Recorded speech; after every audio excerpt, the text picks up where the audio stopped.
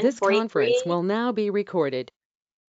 Well, good morning and welcome to the first TAC meeting of 2021. So yay, good to see all your smiling faces, or at least your names on the list that you're here today.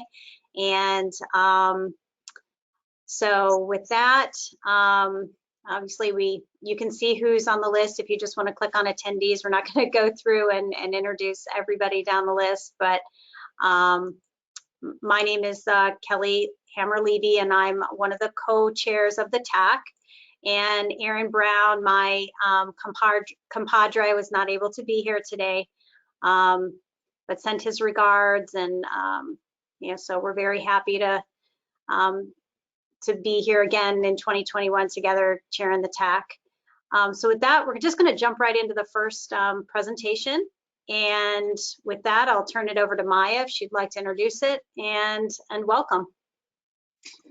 Sure. Well, we've got Andre here to talk to you about some cool work that was done as a supplement to a TBER funded grant from a year and a half ago on red tide. And so Andre, tell us a little about yourself and the work that you've done. Sure, yeah, absolutely. Can everybody hear me? Everything good? Right? Okay. Yep, everything's good.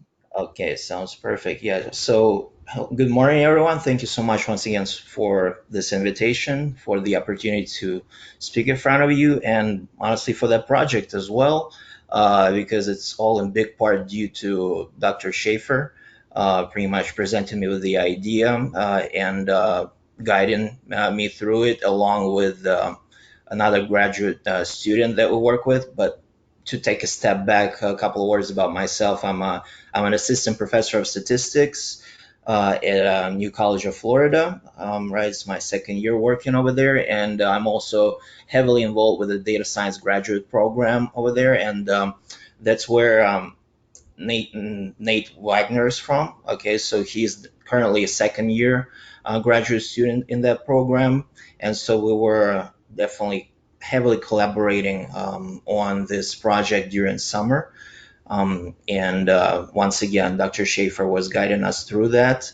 And then we were fortunate enough to submit that to the virtual summit on, I think it was Restore the Estuaries, right? So that summit back in, I think it was September, October. So we did a presentation on that, and then we also submitted a paper to the Harmful Algae Journal. So it was in pretty much a considerable collaboration with several people who are currently in the audience, right? So Marcus Beck and Maya and Ed Sherwood, they all chipped in pretty considerably during the revision of the draft process. So it was quite an involved work there. But how about I actually name the project, right? So it's the Use and Localized Twitter Activity for Red Tide Impact Assessment. Right, so we're pretty much digging through some Twitter data as it pertained to the 2018 Red Tide event specifically. Before I jump in, do you mind letting me know the time constraints here? I think you've got if you can do about 20 minutes, that'd be perfect. Okay, yeah, that sounds perfect. Okay, yeah, that should be good. All right. So then let's just jump into it, right? So first few slides, I feel like most of the people in the audience are much more qualified to speak on it than I am.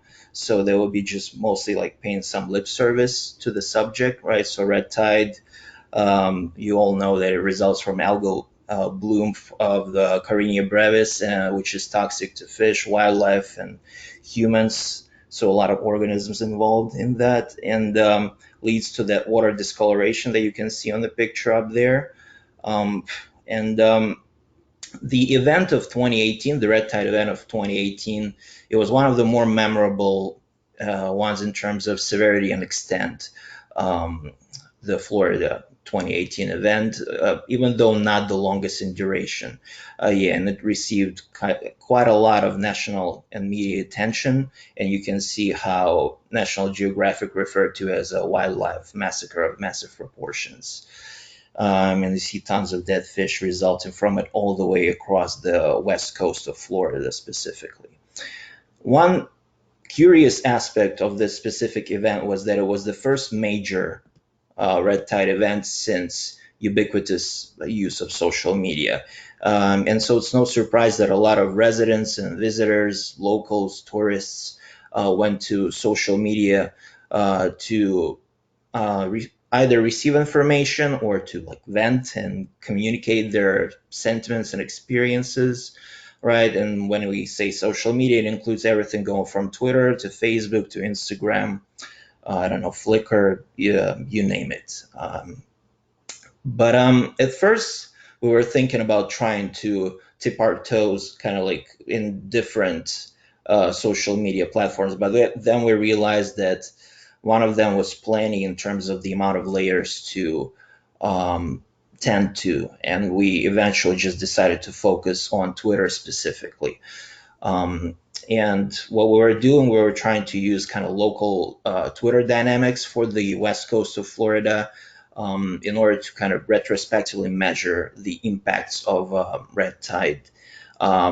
So some of the bigger purposes that we had in mind, first of all, just from research perspective, to evaluate how well can Twitter act as a kind of like a proxy for red tide conditions locally, right? Whether it can be serving us as like a pulse of what's unfolding from the perspective of red tide progression over time as well. And also maybe we could use Twitter as augment the amount of information that local governments have at their disposal when tackling the disaster as it unfolds. And So over here we focused on 5 counties specifically in the Tampa Bay surrounding area. Going north to south we go Pasco, Hillsborough, Pinellas, Manatee, and Sarasota. So the picture you see on the right is a little outdated because it was back in the day when we still split Pinellas into Clearwater and St. Petersburg. But eventually, when we did the paper, we actually just decided to make it a county level type of endeavor, at least for demonstrational purposes. Then we actually will be doing it also on further, more hyper localized levels, such as city level and zip code area level analysis. But that is a bit further down the line. I don't want to jump too far ahead of myself. So those are 5 areas of our interest. Now the question is, how did we get tweets from those specific areas? Because we did want to quantify the Twitter activity across those areas. There's a couple of ways how Twitter matches tweets to specific areas. One way, a user can specifically tag themselves in the area and say like, okay, we're posting from that area. And that generally shows up in the underneath the tweet saying that the tweet came from a certain area, and that is how it looks when you actually are about to type that tweet, and that allows you that option to check where you're at geographically, right? And we had about 1,200 of such explicitly geotagged tweets. That's what I refer to them as. And the issue with that is that it's only about less than 2% of all tweets are ever explicitly geotagged, right? A lot of people just tweet without geotagging, and honestly, we don't necessarily want to miss out on that information either, right? So that's all. Explicit geotags are all nice and good, but it's not as big of a kind of amount of data that we would have at our disposal if that's the only criteria we used. That's why we use a second criteria, which is matching users by the location that they specified in their geo profile. Okay, so for example, here we have a user that makes a post about a red tide. There is no reference of from where the post is made, but we did kind of triangulate the user to a specific area because of what they specified in their location. Of course, it's not as reliable of an indicator of where the post comes from, but it's definitely something, and it also augments our data set heavily by adding 16,000 more tweets that might be potentially relevant to the areas of interest, right? Because keep in mind, if we only use the previous one, it was like 1,200 tweets, so barely above 1,000. Here we add another 16,000, and bulk up our data set to over 17,000 unique relevant geo matches to those 5 counties total. And those include original tweets, replies, retweets, you name it. Now, how did we decide on the relevant tweets? So those were, in big part, of course, they needed to contain references to red tide, be it via hashtag or explicit mention in the text. Some exceptions, we need to do some filtering, some data cleaning, where red tide was only referred to within political context, as in affectionate nickname that people came up for then Governor Rick Scott, Red Tide Rick.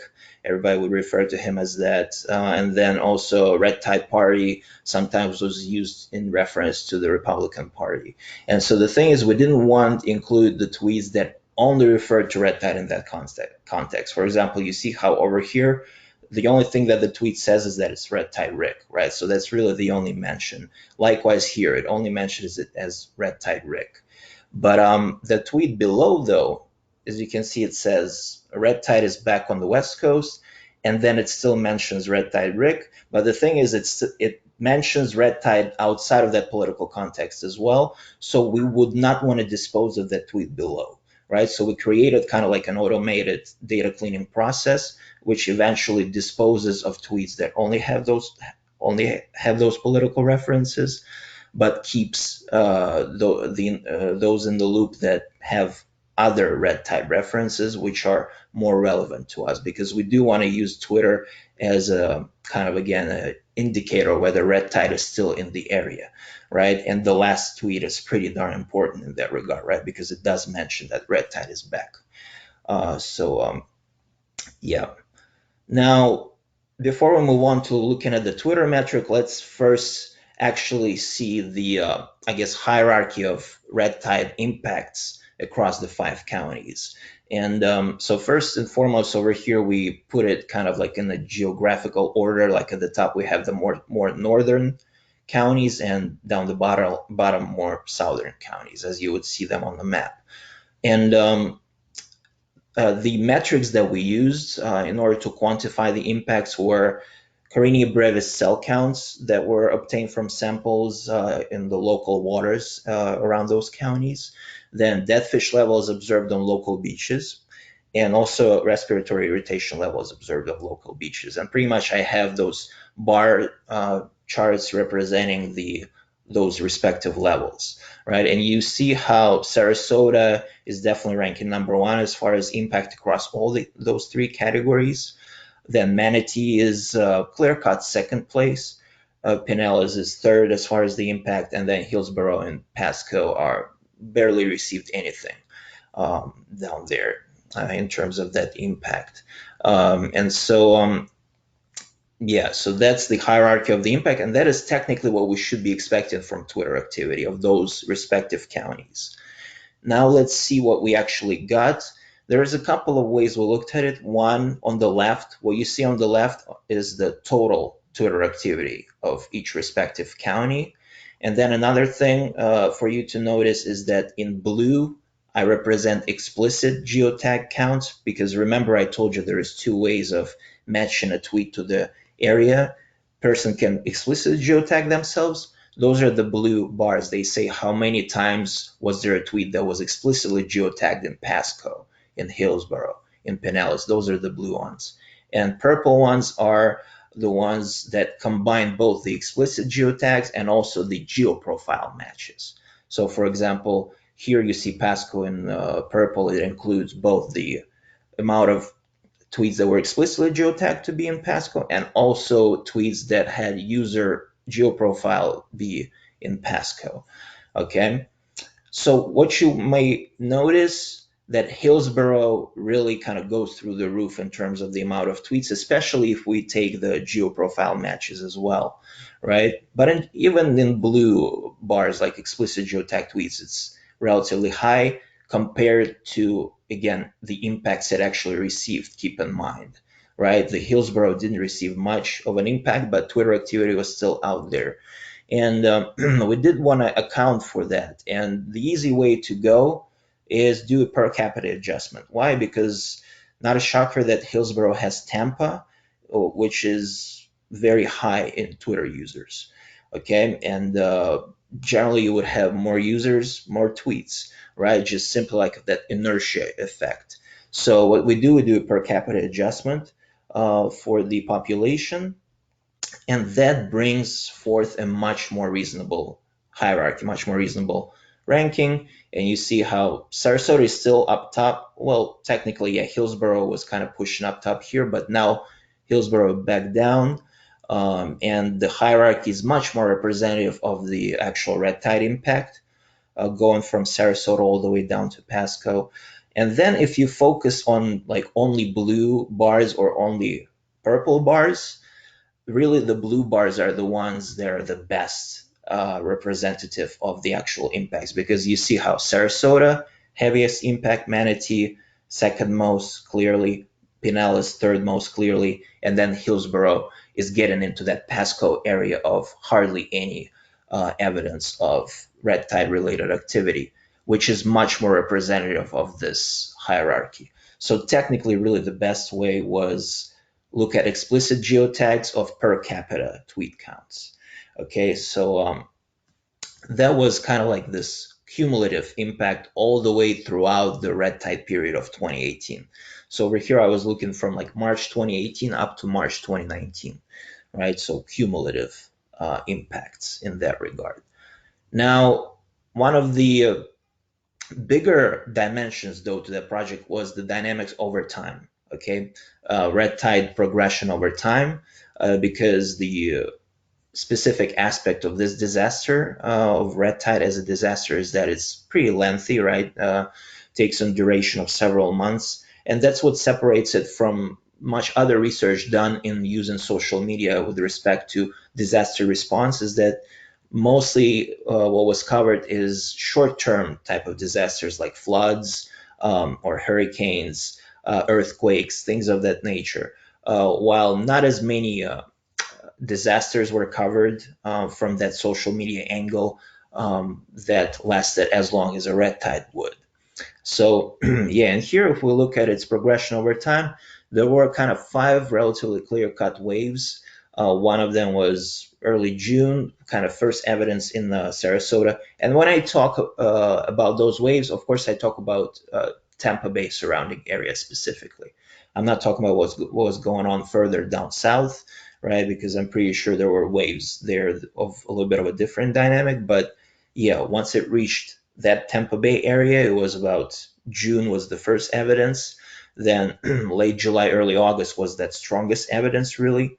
Then mid-September it reappeared, late October, early November, and early January it also made an appearance. And you kind of can witness it from both the dead fish levels observed on local beaches, peaking at those five different um, time periods, and also the Carina brevis. So that is what you see up top. Those are the Carina brevis levels observed in the Tampa Bay surrounding area.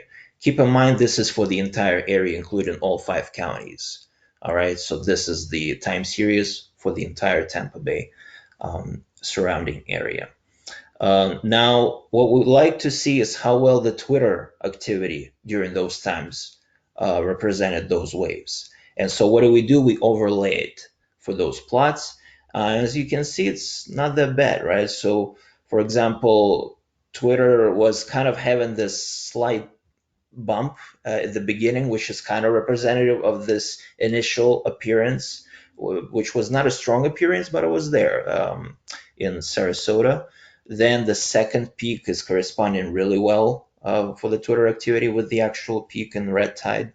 Third peak is pretty well correspondent. Fourth peak was missed a little bit, so that's a bit of an enigma how it was completely missed out on. Fifth one was kind of picked up upon a little bit, but not too strongly. And some of it might have to do with something we at least looked up in the papers that is known as compassion fatigue, potentially. So that is kind of subject of future research, that people kind of start getting more disinterested, especially like a younger population on Twitter starts getting more disinterested in the I guess, a disaster or like a specific event, as longer it lingers, kind of like with COVID to a degree, right? So at first everybody was panicking, buying all that toilet paper, which was very useful. Yeah, and now everybody kind of more chill in that at least to that level. COVID is not any more deadly or less deadly or anything than it used to be, but people just kind of almost like got used to it to a degree. And that is just a psychological effect. And we feel like it might go into play here. And that is something interesting to model as well. But we didn't quite do it here because even without explicitly modeling for it, there is still a really strong correlation, as you see. Okay, upwards of 0.7, zero point 0.8. So that's all nice and good, but that's for the entire Tampa Bay surrounding area. We would like it to get more localized, right? And specifically to do it more on a county by county basis. And that's what I do on this picture. I show you actually the red tide levels over time for Pasco, for Hillsborough, Pinellas, all the way down to Sarasota. And also I show you the Twitter activity of those specific areas of tweets emanating from those counties. And you see how for Pasco, everything is in correspondence. Not much either in dead fish levels. I took dead fish levels to represent red tide conditions just for the sake of not overcrowding the plot. And then you see how Twitter was not very active there. Hillsborough, that's where it gets more problematic because not much evidence of red tide, but Twitter still reacts to what's unfolding near them. Also, there is Tampa Bay Times reporting on it in the area and so on and so forth. So there is just still activity in either anticipation or just covering red tide. But you see how if you include all geo matches, then the overreaction is much heavier than if you were to include just the explicit geotag. So it's not as often that people geotag themselves in the area that's not suffering from the red tide at the moment. And you see it in this plot. So actually kind of does keep this narrative going that explicit geotags are better indicators of the actual local impacts like dead fish levels. And then, of course, as you go further down, you actually start seeing red tide impacts to Pinellas, Manatee, and Sarasota. And the peaks corresponding mostly with the peaks of Twitter activity. Yeah, and that is a much more promising sign there than just looking at the entire Tampa Bay area, which is not as helpful, right? We want it to be more localized for purposes of potentially more like localized response as well. Yeah, and overall you see how explicit geotags show better correlation of 0.79 as opposed to 0.71 compared to all geo matches. And keep in mind that explicit geotags are quicker and easier to obtain. They're just much smaller bulk of them, and they're much cleaner and reliable of the data. So it's good to see that they're kind of outperforming it here.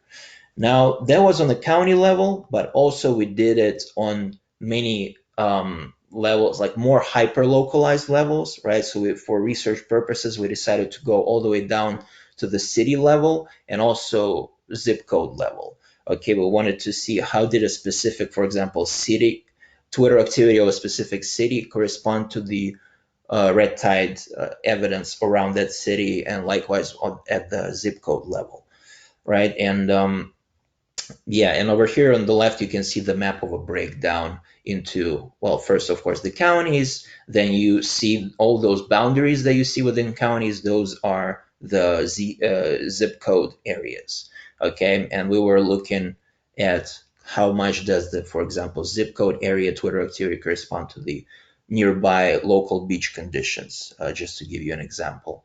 And also, we looked at up to now, I showed you weekly totals of Twitter activity and red tide conditions. So sort of like, okay, this week, was there a correspondence between Twitter and red tide? Next week, and so on and so forth. It was on a weekly cumulative basis.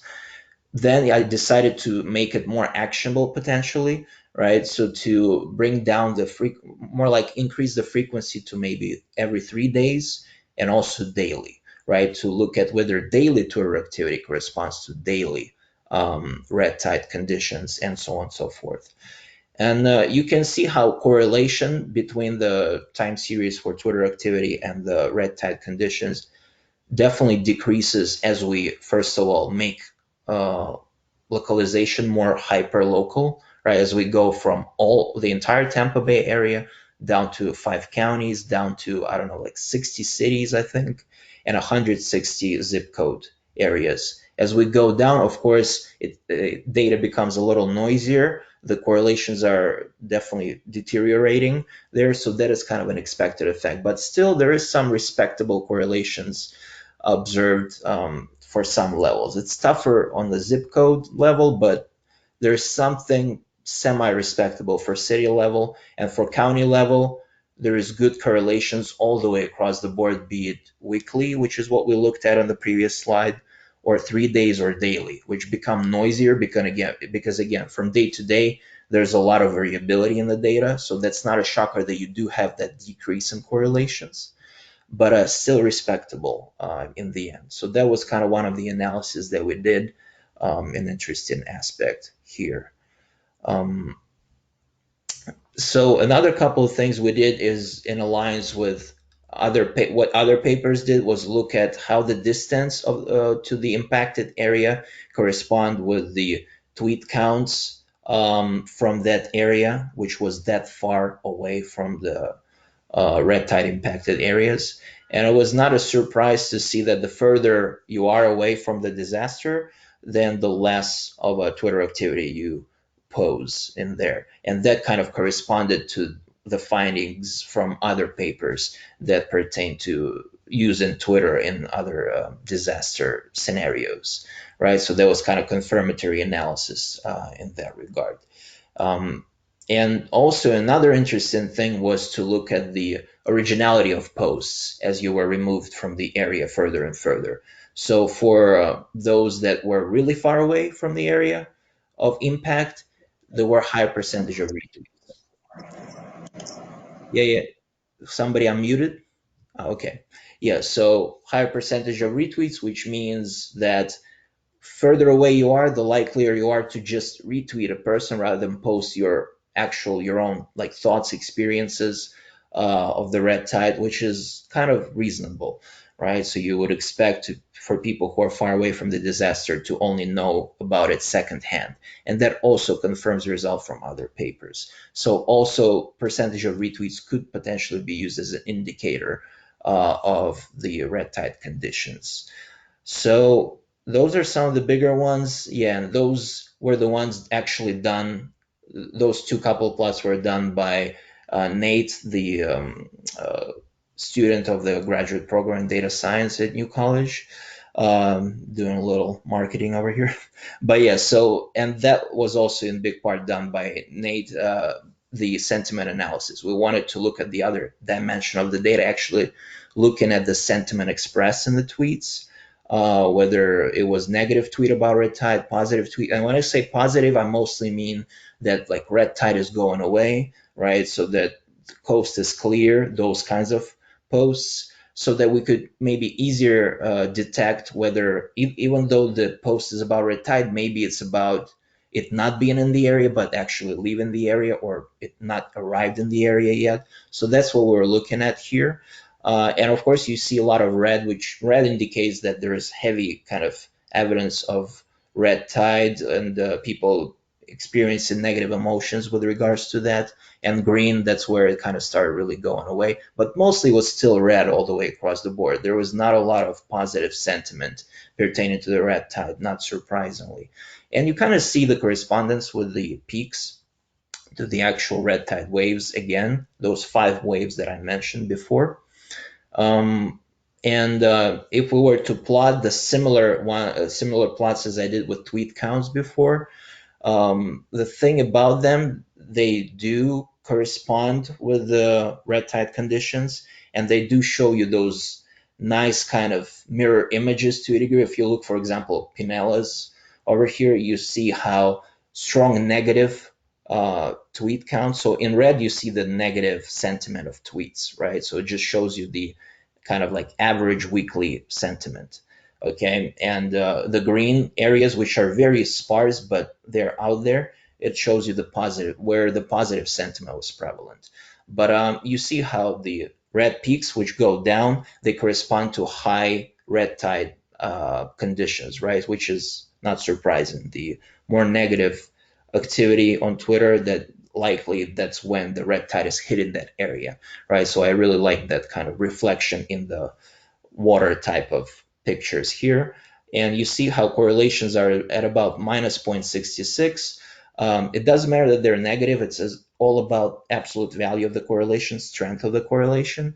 And it didn't really provide us with improvement over just looking at tweet counts. And the thing about sentiment analysis, it's much tougher to carry out. There's much more uncertainty about how reliable your assigned sentiments are to each tweet. It's not a perfect science. And that's why it felt like tweet counts were just easier to obtain because they're just counts.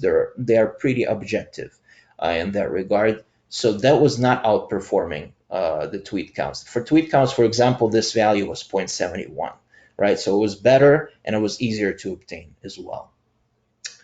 And last main thing is topic categorization that we did was look at the content of tweets as far as the issues mentioned by the people, by the public, what they were mostly concerned about. And environment was leading the charge at a very solid rate. So it was over 90,000 mentions of words that were terms that were pertaining to environment. Then health issues were brought up. It's a pretty clear-cut second place, but the thing is, it was still some action on that topic, and economy was the third most mentioned issue brought up by the users on Twitter. And that kind of confirms results of a paper that was done way back when in 2005 and 6 at one of the earlier red tide events, which talked about newspaper coverage of red tide and percentage-wise, how many news articles mentioned environmental issues, health concerns, and economic issues, and you see how the hierarchy of activity with respect to those specific concern types also reflects this ranking. Environment first, health second, and economic impact third. So those are really the big things that we hit. I also have a slide on stuff that didn't really work. I'm not sure if I'm pretty sure we're almost out of time at that point, if not beyond that, knowing myself. So I don't necessarily want to go through this one.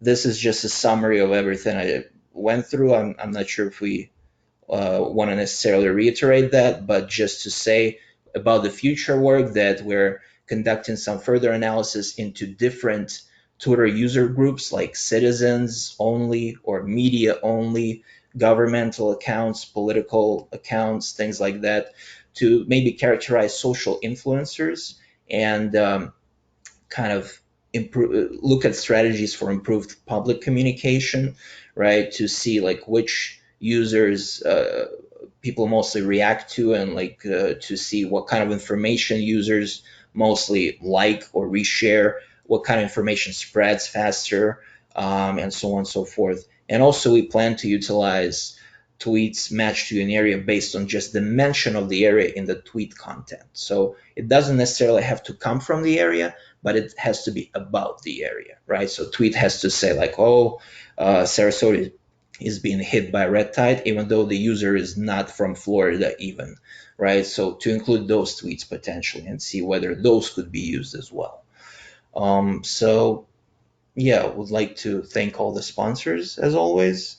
All right, and again, Dr. Schaefer and everybody from Tampa Bay Estuary Program that helped us out here. And I guess leave the room for some questions over here.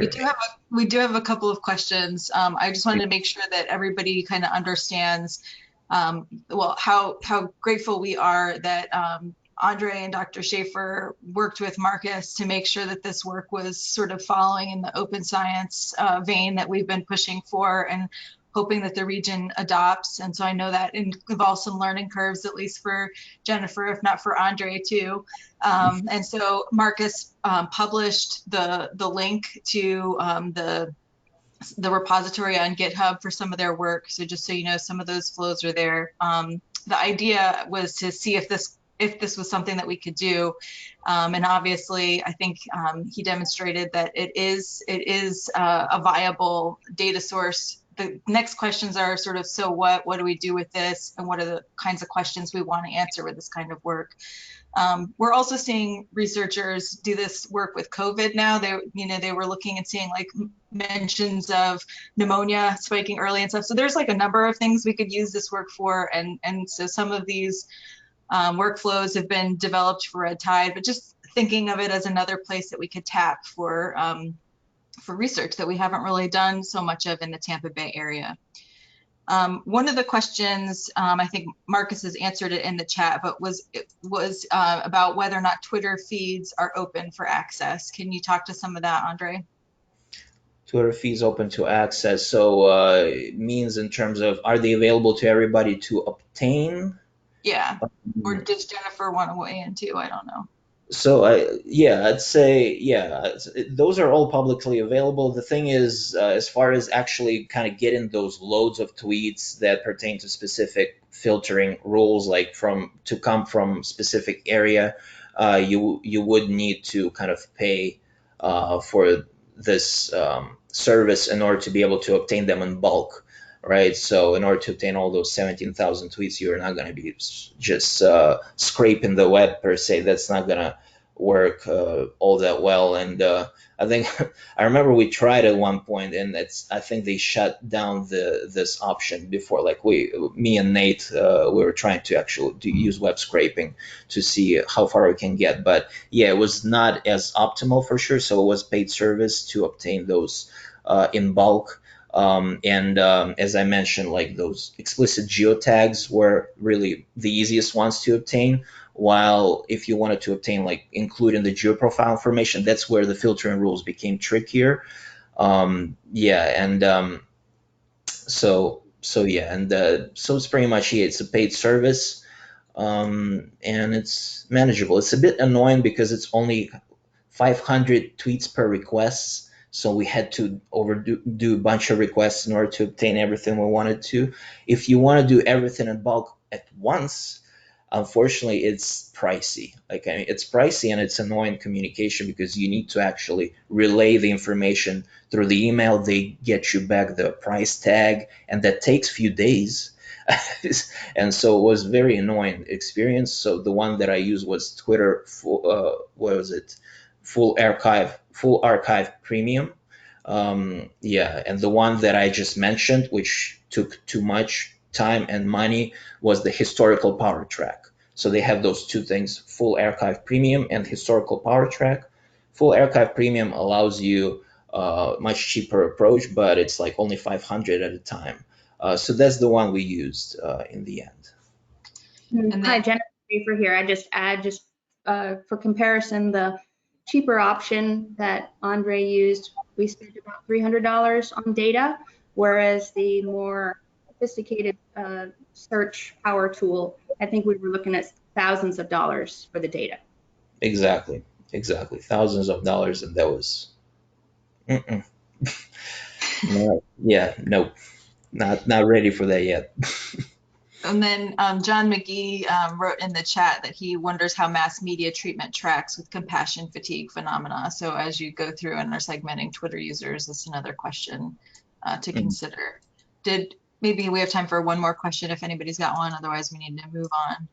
Oh yeah, it looks like Kelly does. Kelly can go. Real quick, I just was curious, like our primary communication with public and Pinellas during Red Tide was using Facebook. And our following went through the roof. I mean, there were days where our page was getting hit 150,000 a day hits to our page because we posted beach condition index, we put respiratory index, monitoring data every day. It just was like ongoing. So we didn't tweet at all. So I was just curious. I mean, it was interesting to see that people were tweeting because we weren't tweeting, but we were using Facebook and we were getting tons of action through Facebook. So in the future, is there any kind of concept of maybe looking at different forms of social media and how they might compare?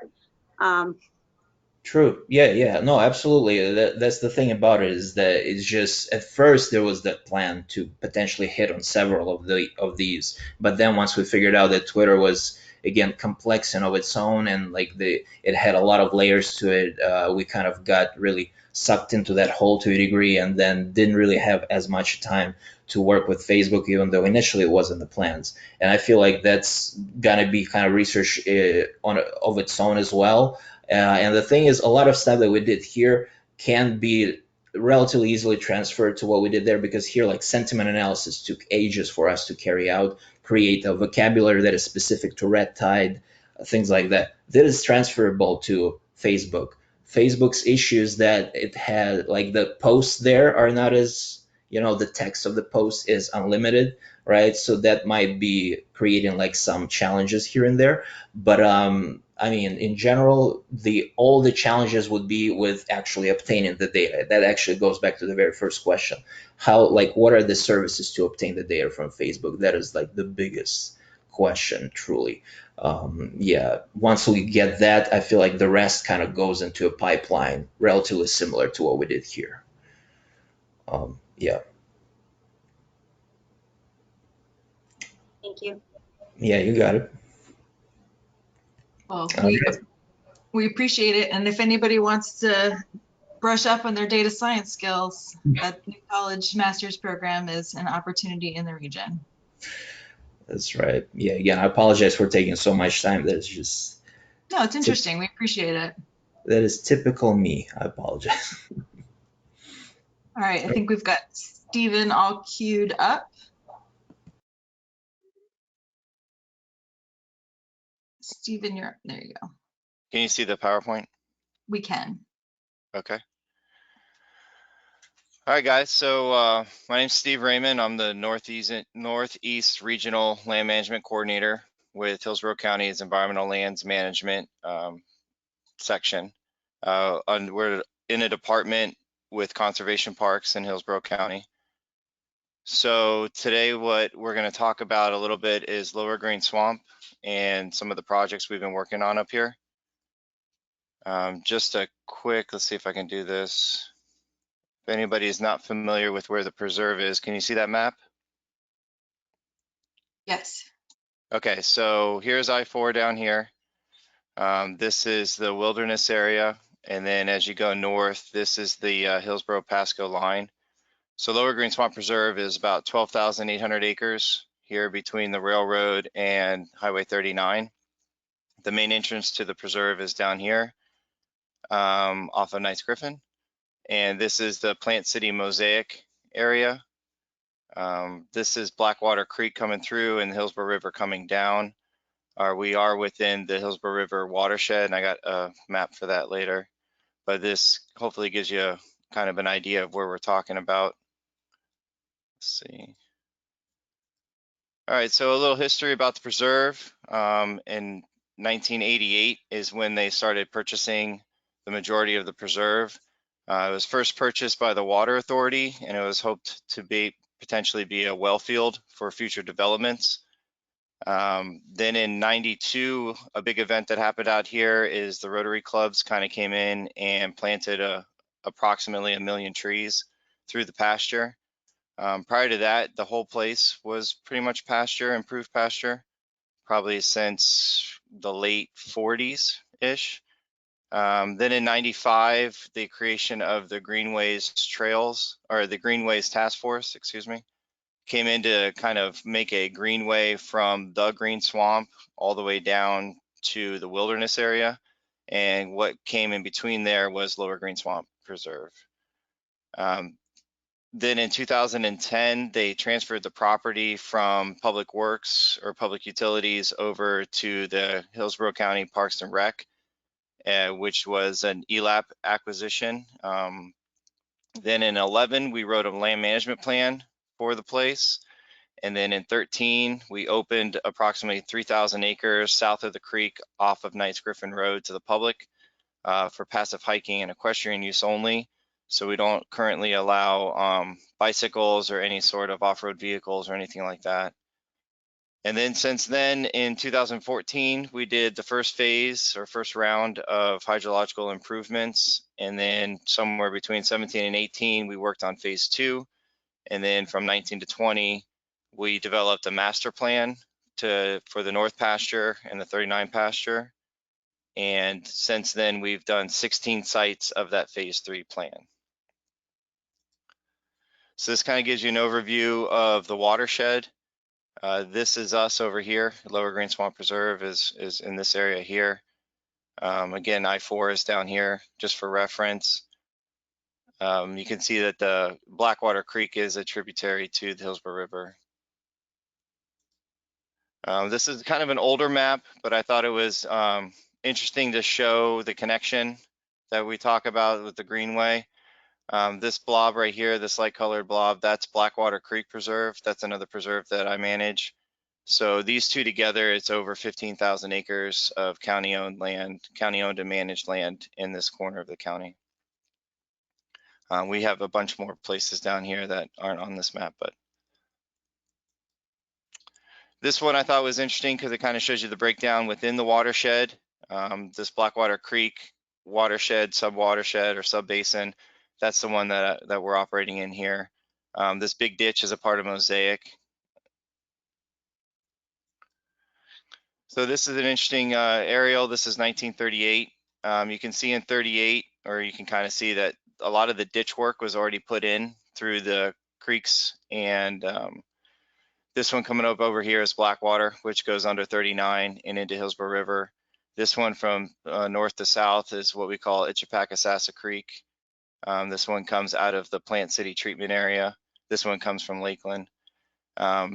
Most of the hydrological work, as you'll see in other maps, we've done in these areas here. This is section 26, and now we've started to break into the North pasture area up here. With restoration, we kind of decided to start at the south and work our way north. Our office is down here, so it kind of makes it convenient to start working around the office and then start branching out. But you can even see here in 38, a lot of these lighter areas are that because it's improved pasture already. This is another map that shows the areas that we have done hydrological improvements so far. This is the 3,000 acres that's open to the public. So you can see it's kind of a darker color compared to the pasture, improved pasture areas. But all these stars are the sites that we've done so far. So with the master plan, we looked at approximately 56 sites for potential restoration or improvement. Of those, 54 of them made it into the master plan itself. And then from those 54, we chose 16 sites to do for phase 3.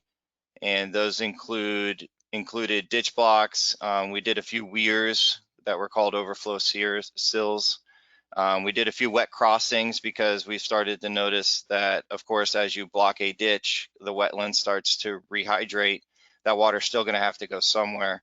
So as it overflows the edges of the wetlands, in a few spots, those overflow areas were going to go through roads that we already had that are access for the preserve or for the cattle lease. So instead of causing further hindrances to that flow, we just went ahead and identified those areas where it could potentially go through the road or need to go through the road, and we lowered those and added in GeoWeb to facilitate that crossing. For phase 4, we'll probably just select another group of sites to do from the original 54 in the management plan, the master plan, and then do another grouping of them probably in a cluster, so we're improving areas as we go. So this is the map that shows the 54 sites that were selected, and then what their suggested treatment was. You can see a lot of the sites were in the North pasture. We had a few in this central pasture, which we call camp. And then this is what we call the 39 pasture over here because it's on Highway 39. There's a lot of sites to do in the 39 pasture, but with our management and kind of our path forward, we're going to be reducing the cattle lease over time. Every time the cattle lease goes out for renewal, we will be taking pastures out. So the idea is that we'll be squeezing the cattle lease over to the 39 pasture and then slowly taking pastures out of that. So the next one to come out would be working north. So like section 22, section 15, section 16, the kind of northeast area. We'll be taking those out of lease and then starting the north pasture, section 1, 2, 3, 4, and we'll be squeezing the cattle lease down to the 39 pasture. So although there's quite a bit of hydrological improvements we can do in that pasture, that's kind of where we're going to squeeze the cows into. So those will probably be the last ones to do. So we're going to kind of, if you will, get our methods right before we get to all those sites in 39. So this is just a little bit of a close-up of 39. You can see the improved pasture. There's a large ditch that runs from a residential area here in the south through the pasture to the north. This remnant wetland here is kind of where they've identified the most impacts that we can do. So we're really looking forward to doing restoration in there, but it's just going to have to come at a later date as we get closer to removing the cattle lease altogether from Lower Green. We talk about some continuing projects and future projects. We have a hydrological monitoring project that should be coming online this year. With that, we'll be setting up sites. I think it's 16 or 20 sites in the north pasture and some in that central pasture area. And at those monitoring sites, we're going to be looking at rainfall and flow rates. And what we're hoping to see is a change over time with these projects that we're doing. Some of them will be closer to Blackwater Creek, so hopefully we can pick up the flow rate that's happening from the entire pasture as rain falls and heads down towards Blackwater Creek. The North Pasture Streams project, while they were doing that master plan and looking at the 56 sites, they noticed that there was some relic streams in the North Pasture that have been kind of hindered or ditched. There's some cattle crossings that go through them that kind of messes up the flow. Also, they're nude of vegetation. So one of the future projects we have a proposal for currently is to take a look at those streams and figure out exactly where those streams floodplains are. They're going to be small, but they're still a floodplain. And then recontouring theirs if necessary, definitely replanting them and just seeing if we can improve the function of those streams to add more kind of habitat quality to the area. So we've talked about not really a whole lot of earthwork, but mostly just filling in wherever necessary, maybe digging out a little bit where there's been some extra accumulation of material, and then replanting the whole thing as much as we can. The problem with the planting, though, is, as everybody knows, if you put plants out there and you have cattle, they're going to go after the new plants. So we got to figure out a way and timing to do the stream restoration, which I think will be beneficial, but at the same time, either exclude or remove the cattle from those pastures that we're going to be doing the stream restoration in. Also, we've been doing a lot of longleaf pine restoration here. Like I said before, with the 1,000,000 trees that the Rotary Club planted in '92, they didn't plant longleaf, they planted improved slash that they had gotten for free from Georgia. So it's not really a desirable tree for a natural setting.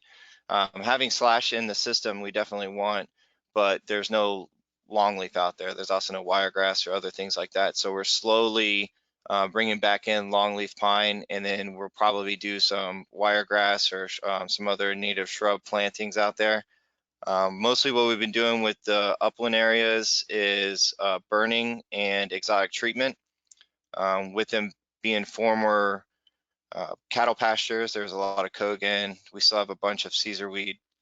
But anyways, we're also restoring the uplands to coincide with the wetland restoration. That was really the point I'm getting at there. Then also, like I said, the pasture restoration, as we take pastures out, that improved pasture area, we're going to be doing restoration on.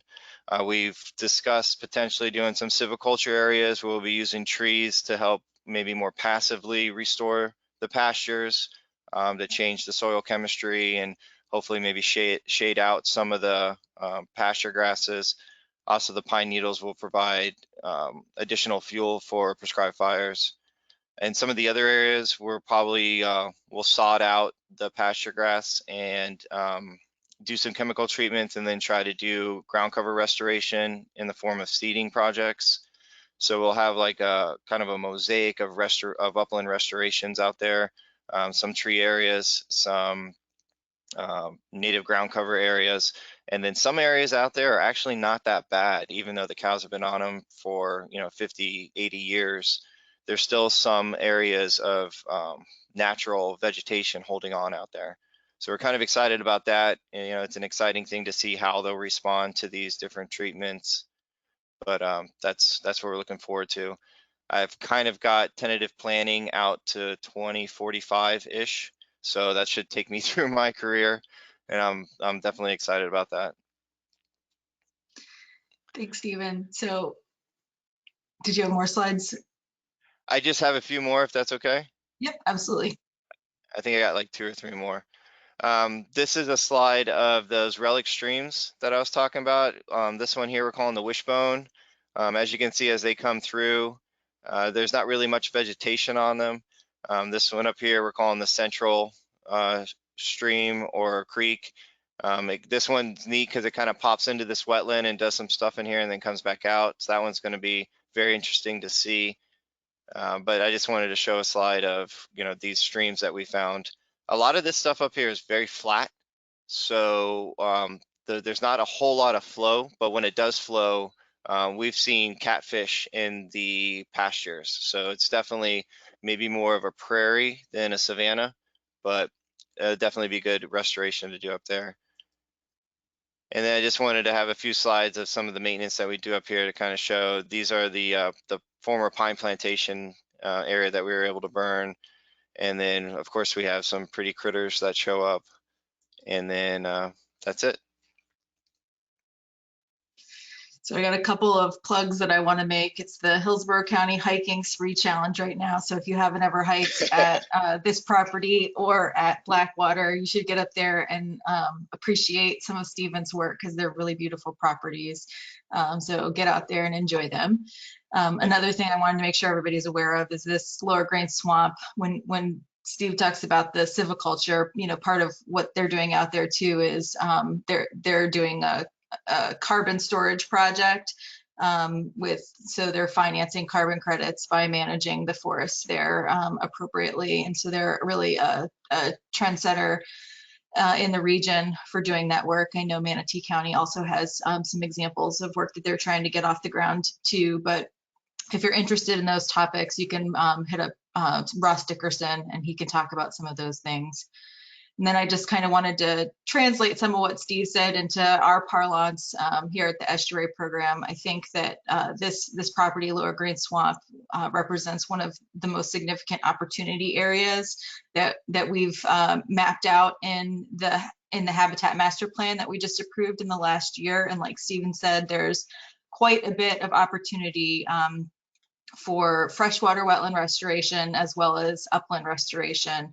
And, I think most of you, if you're attending these meetings, we don't just do in-water work. It's not just in the bay, it's about the whole watershed. And this piece of property does represent some opportunities. And so we were able to, help fund some of this work through the Environmental Restoration Fund and our work plan. And there's a lot more opportunities up there too. And so if you have similar opportunities in your jurisdiction, we really do support that and how it aligns with the new Habitat Master Plan that's out. I don't know if Gary wanted to chime in on that as well.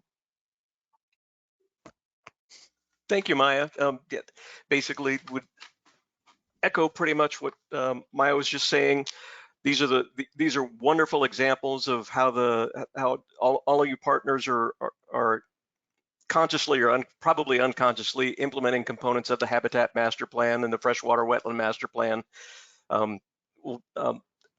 It'll be rolling around sooner rather than later again for the annual reporting to the to EPA for our GPRA, our Government Performance Results Act, and we'll be asking for projects like this, the examples of them from around the bay that y'all are completing as we go by. The work y'all are doing is flat out amazing. Appreciate it. Are there any other questions about the work that Stephen's got going on up there? Can I ask you a quick question, Maya? Oh, Ben. Sorry, Stephen, this is Aaron Brown. I apologize. I missed the very beginning of your presentation there. But I was curious. It looks like a lot of the work that you mentioned, you're talking a lot about the uplands and your creek systems as well. Have you been able to identify maybe like any lost old isolated freshwater marshes or things like that out in the landscape that you're hoping to kind of either be able to reconnect or rehydrate through some of these modifications? Yeah, absolutely. Part of the modeling is there's LiDAR that's been done up here. I believe it's by SwiftMud, and I think the county paid for some LiDAR work. With that, we're not necessarily, okay, so let me back up.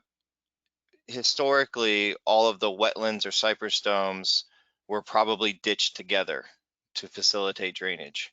So what we've done is gone back and looked at the LiDAR, and if it's a clear ditch and there's no other indications that they were connected, we are re-isolating wetlands.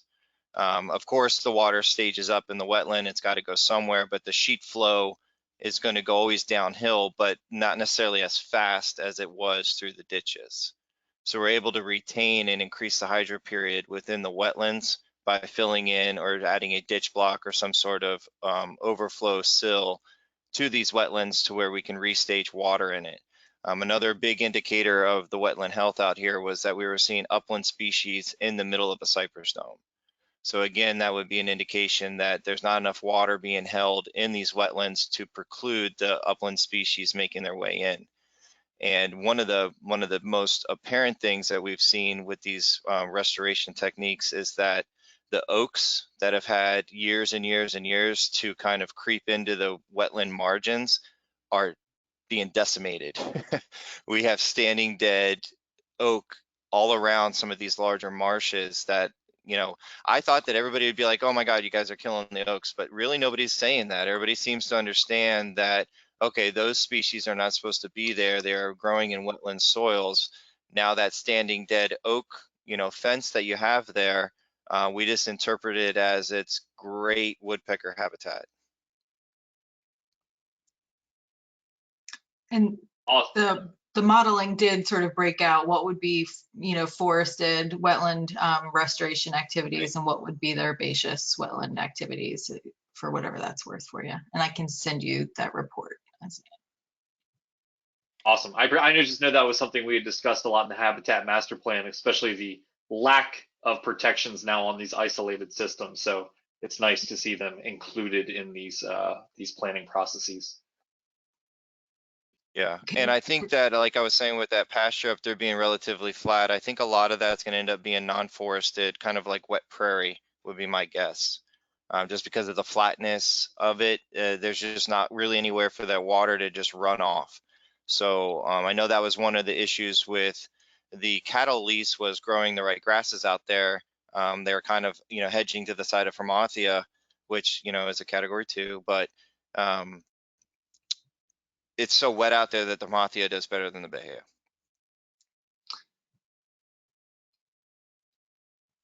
There was somebody else that had a question. Actually, this is Kevin. I just wanted to put a plug into Stephen and the county. They're really looking at the whole site out there. Too many times we see people just wanting to restore wetlands and call it good, but they're really looking at the whole process. I want to applaud them for that. Awesome, thanks, Kevin. Yeah, and like the birding out there has gotten nuts since they've started doing these hydrologic restoration projects. So if you like birds, go up there. All right, anybody else have any comments or questions for Stephen? Okay, well, with that, we'll turn it over.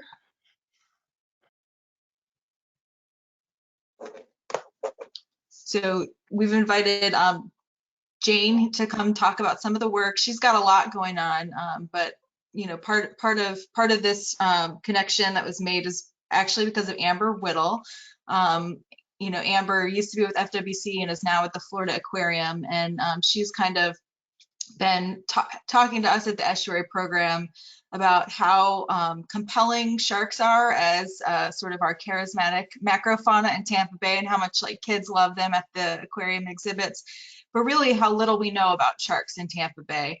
And so I wanted to make sure that we introduced Jane to our TAC and our management conference, and she could talk about some of what we know and what we don't know and what we're learning about sharks in Tampa Bay. So go ahead, Jane. Thank you. And thank you so much for having me.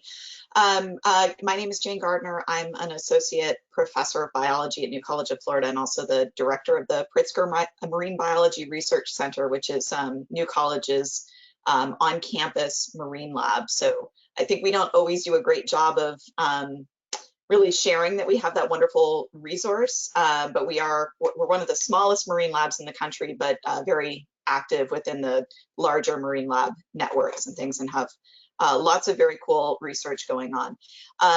So I'm going to tell you a little bit today about a recent project. So this one is very much a collaboration. I'm focused myself on shark ecology and sensory systems. And I came together with a number of folks, Tanya Wiley from Havenworth Coastal Conservation, which is based in Palmetto.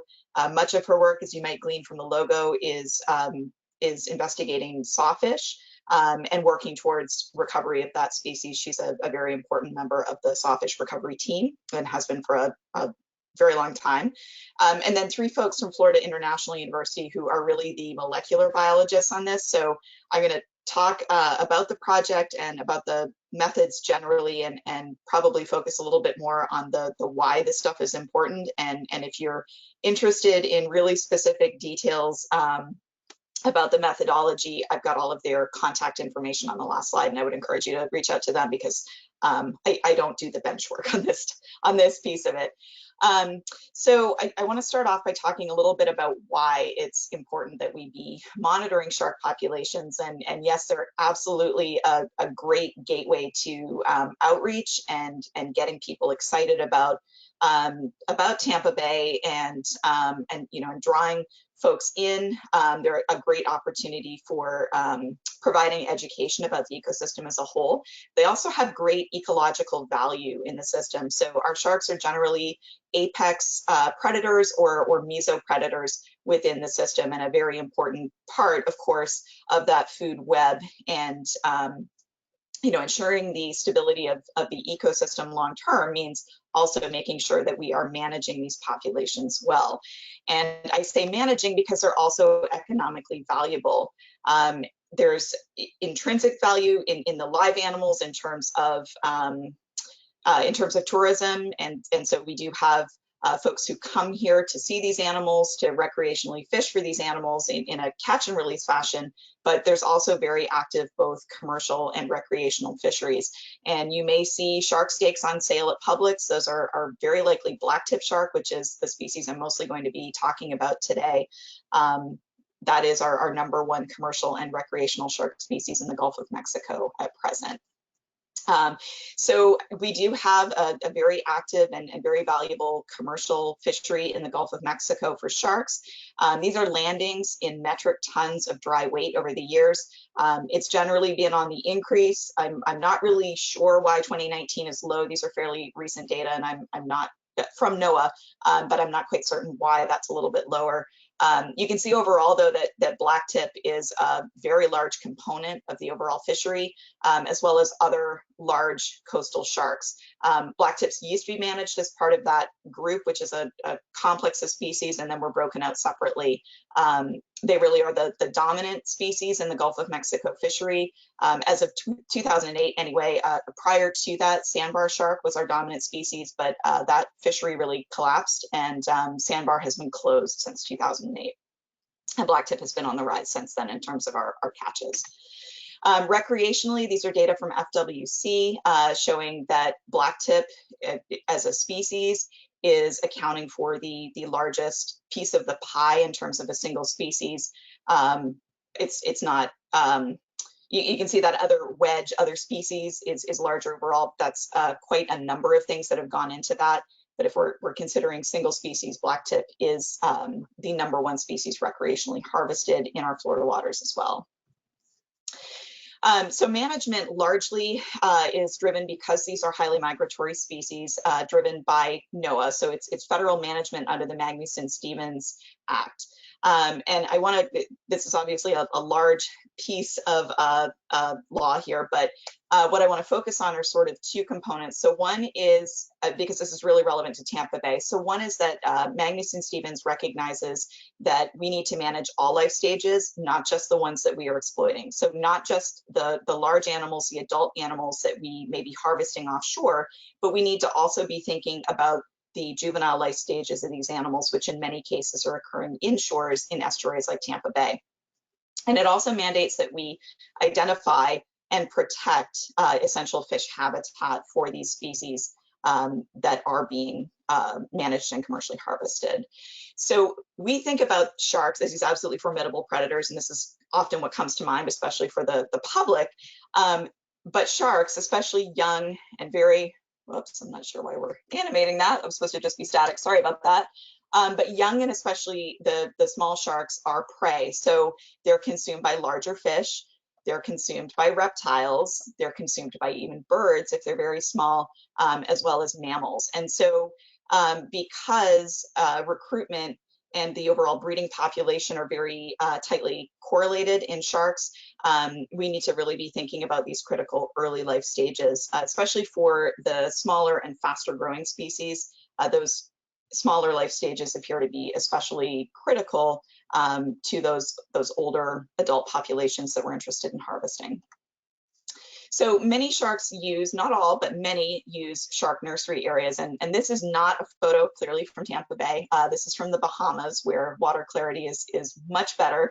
But I like this photo because it kind of imparts in a single image those characteristics of a good shark nursery habitat. So plentiful food, you can see lots of little snapper in this image, generally very shallow. Often there's a fair bit of structure, and those are features that help exclude some of the larger bodied predators and make this a good place for a young shark to grow up. So we've sort of struggled over the years with characterizing these. And so currently, if you look to NOAA's data, primarily we're identifying areas of habitat, especially for young animals, using catch-based data. So these are fishery-dependent and fishery-independent surveys. So examples of fishery-dependent surveys include NIMF's long-running National Observer Program. So they're sending observers out on longline boats, for example, and documenting catches and keeping track of what's happening in the offshore in that way. They also operate some inshore surveys that are fishery independent. New College has been part of NOAA's Gulf Span program since 2015, and the survey itself has been running since 2008.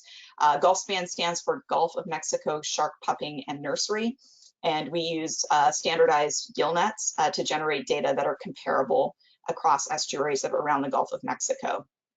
Some of the limitations of these techniques include that they're invasive, so you actually have to catch and handle the animals. There can be some mortality associated with any catching that you're doing, whether it's long line or gill net. It's very resource intensive. You can see the number of folks on our boat there to operate that gill net and to be working up the animals that are coming in.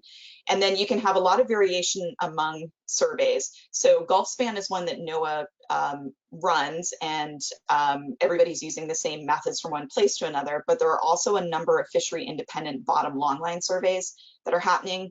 And those methods are different depending on the institution that is running the survey. And so you start to get into apples and oranges when you're starting to make comparisons across different areas. It can be a little bit tricky to standardize those data. And then what you end up with when you're operating off of catch-based data, they're often incomplete, so you're only sampling certain areas. And then generally we're basing these maps off of presence and absence. So where are we catching these animals? And then inferring based on similar habitat characteristics, similar environmental characteristics, we're sort of inferring things in between. And then you end up with a map that looks like this, which is the entire darn coastline of the Gulf of Mexico. And not terribly helpful or informative if you're trying to prioritize areas that you might need to conserve, for example, or areas that you need to manage. So if you were to talk to somebody like myself who works on blacktip, I would look at this and say, okay, I know that not all of these areas are equal and that there are likely particular habitats such as Tampa Bay that are really of more value in terms of the breeding outputs of those nurseries relative to some of these other areas. But we really need to drill down on a better definition so that we're producing better maps and can then correspondingly make better informed management decisions. And that's something that NOAA is actively interested in doing. And there's a push recently to start to refine how we're defining essential fish habitat for some of these species. So this is the proposed definition from the literature that many folks are operating under. So to call it a nursery area, you really need to have it meet 3 criteria. One, that you have spatial abundance patterns, meaning that you are more likely to encounter immature animals, especially those youngest age classes, which are the newborn sharks or sharks that are in their first year, within the area that is your proposed nursery versus other areas. Secondly, that there's a temporal pattern to this abundance such that the area is used repeatedly through time. So you're not just finding these young animals in a single year and then you never see them again, but if you were to go in there year after year, you would see multiple cohorts of young animals in there. And thirdly, the residency piece. And this has been sort of traditionally the hardest one to capture. And this is to demonstrate that animals are actually using this habitat for extended periods of time. They're not just transient through the area and moving through, but they're actually resident in those locations for periods of weeks to months. And we're sort of starting to discuss a 4th criterion that we might need to add to this, which is repeated use across years as well by the same animals. So a great example that we can dig into a little bit more is actually Terracea Bay, where we have, we're starting to build evidence that the same animals are returning to Terracea Bay year after year, meaning that Terracea functions both as a primary nursery where these young sharks are born and a secondary nursery where the older juveniles are also spending time feeding and growing. So you can see that with the first 2, we're traditionally capturing these using catch data. Very resource intensive, a lot of time spent out there sampling, and there's a lot of variability in the data that you get anytime you're going fishing, and I'll kind of come back to that in a little while. So we're interested in trying to find better techniques for doing some of these things. And then we have some other techniques to address that residency piece, and especially phylopatry, which is the return of the same animals again and again to the same areas. So one new technique, relatively new, is environmental DNA. This is DNA that you can find in the environment, trace DNA found in the water column. So it's coming from skin cells, metabolic waste, feces, things that the animals are shedding as they're moving through the environment. It's non-invasive. You don't have to handle the animals. You're simply taking up water. And it turns out it's actually very cost effective with a couple of small caveats. It's been successfully used to detect presence absence, and there's a growing body of literature demonstrating utility there. It's especially helpful for really sparse species, things that are critically endangered, for example, like sawfish. So if you were to go looking for them and trying to catch them, you could go years, as we have done, unfortunately, unsuccessfully trying to capture animals, but they are still in the environment, and you can instead take a water sample, pick up on that DNA being in the environment, and confirm that the animals have been there. But there's also a lot of unknowns, as there often are with any new techniques, and there's a lot of ground truthing needed. So at the outset of this project, we really didn't know if eDNA could really be used in a quantified fashion. So does the amount of eDNA that's in the environment in any way relate to animal abundance? And secondarily, can you also then use this information to track population dynamics over time? So we set out to do this work in Terracea Bay because it is a blacktip shark nursery. It's also probably actually the best known shark nursery, quite possibly in the whole world, simply because of a intensity of work that was done there by scientists at Mote Marine Lab in the late 90s and early 2000s. They made some really intensive efforts to study this population as a model for blacktip populations widely in the Gulf of Mexico, and then understanding other similar types of animals as well. So there's a lot that we know, and it's been generally fairly consistent from year to year. So pups are born every year from around May to June to sometimes into very early July timeframe. There's very strong site fidelity from the summer. These are a couple of maps produced by Michelle Heipel and Colin Simpendorfer and Bob Huter. And they show the very small area that these animals are using. They undergo a range expansion, but they are consistently in Terracea Bay, which is this very small offshoot, if you're not familiar, in lower Tampa Bay, immediately adjacent to the mouth of the Manatee River. So they show very strong site fidelity to this site, and then they eventually do leave. Those that survive. So there's also extremely high mortality, which Heipel and colleagues documented as being as high as 60 to 90% over the first 15 weeks of life. So there's a large influx of animals early on, kind of a big drop off as there's a lot of mortality. And then after that, the numbers are fairly stable through until the fall months when the cold fronts start to drive these animals out of the system. They leave here, they go south. We've had some conventional tag recaptures from various areas down through 10,000 Islands in the Florida Keys. And we are now generating some more recent data from animals that are tagged with acoustic transmitters showing exactly where they go. And we have a paper forthcoming in the Marine Ecology Progress Series looking at those pathways that these animals are taking. The older juveniles start to return in spring of the following year. And we see the same animals, this is based on our recent tag data, we see the same animals coming back year after year after year. So far, we've seen this pattern for about the first 4 years of life. And after that, as they should be, they are not coming back into the estuary, and we are hypothesizing that they're offshore, which is what where larger blacktip sharks should be. So we have this now predicted pattern of abundance where we have high abundance of blacktips from April to July and a low abundance from August through October. So that high abundance is coming from gravid females moving into the system to pup, all of those litters of pups that are being born, as well as the influx of older juveniles that are returning. We see a kind of a drop off, at least of those newborn animals through July, and then lower abundance of the remaining animals. The gravid females have left the system at this point, and some of the older juveniles are still in there, but an overall lower abundance that continues to drop off as we move into colder weather.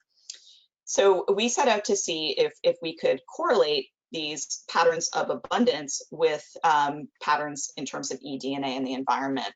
So we paired eDNA sampling with our Gulf span fishery independent sampling. And the map that you see here shows all of the sites where we sampled over 2 years. And we sampled for Gulf span from April to October. So we were unfortunately not under the scope of this project capturing a time when we expected an absolute zero, but that's something we would love to do with future efforts. In 2018, this was gillnet based, and then we added in longline and did paired gillnet and longline sets in 2019. This was driven by our initial look at the data, seeing that we were only capturing young of the year animals in the gillnet, but we did know from tagged animals that there were older juveniles in the system and that we simply weren't encountering them. So we added in longline as a method that is better at capturing a variety of age classes. The older animals are pretty good at avoiding the gillnet, and we also tend to set it in shallower areas where some of the larger animals don't spend as much time to begin with.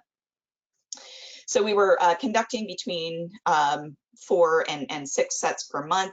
These were paired with water samples, and you can see our total numbers across the course of the study. In terms of the eDNA sampling, it's a 2-liter water sample that is captured in the device that you can see here in the image. And the water samples are taken just after gear deployment so that we're not influencing these potentially with animals that we're bringing on board the boat as we're working up our catch.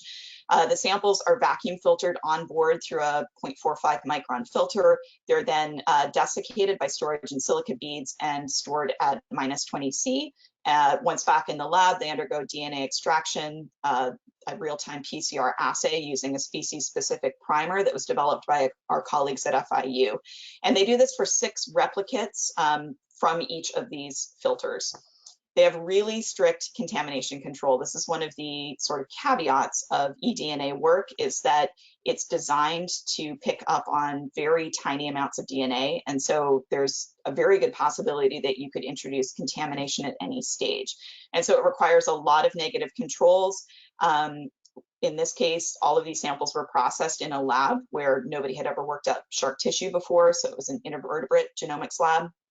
And then they had a number of negative controls, samples that they processed in the lab that did not have any water from the environment involved, just to verify that they weren't potentially transferring anything in a laboratory setting. There were also negative controls collected out on the boat as well to make sure that because we did have all of this happening on a single boat, that we weren't transferring anything from our designated catch-based sampling area to our designated water-based sampling area on the boat.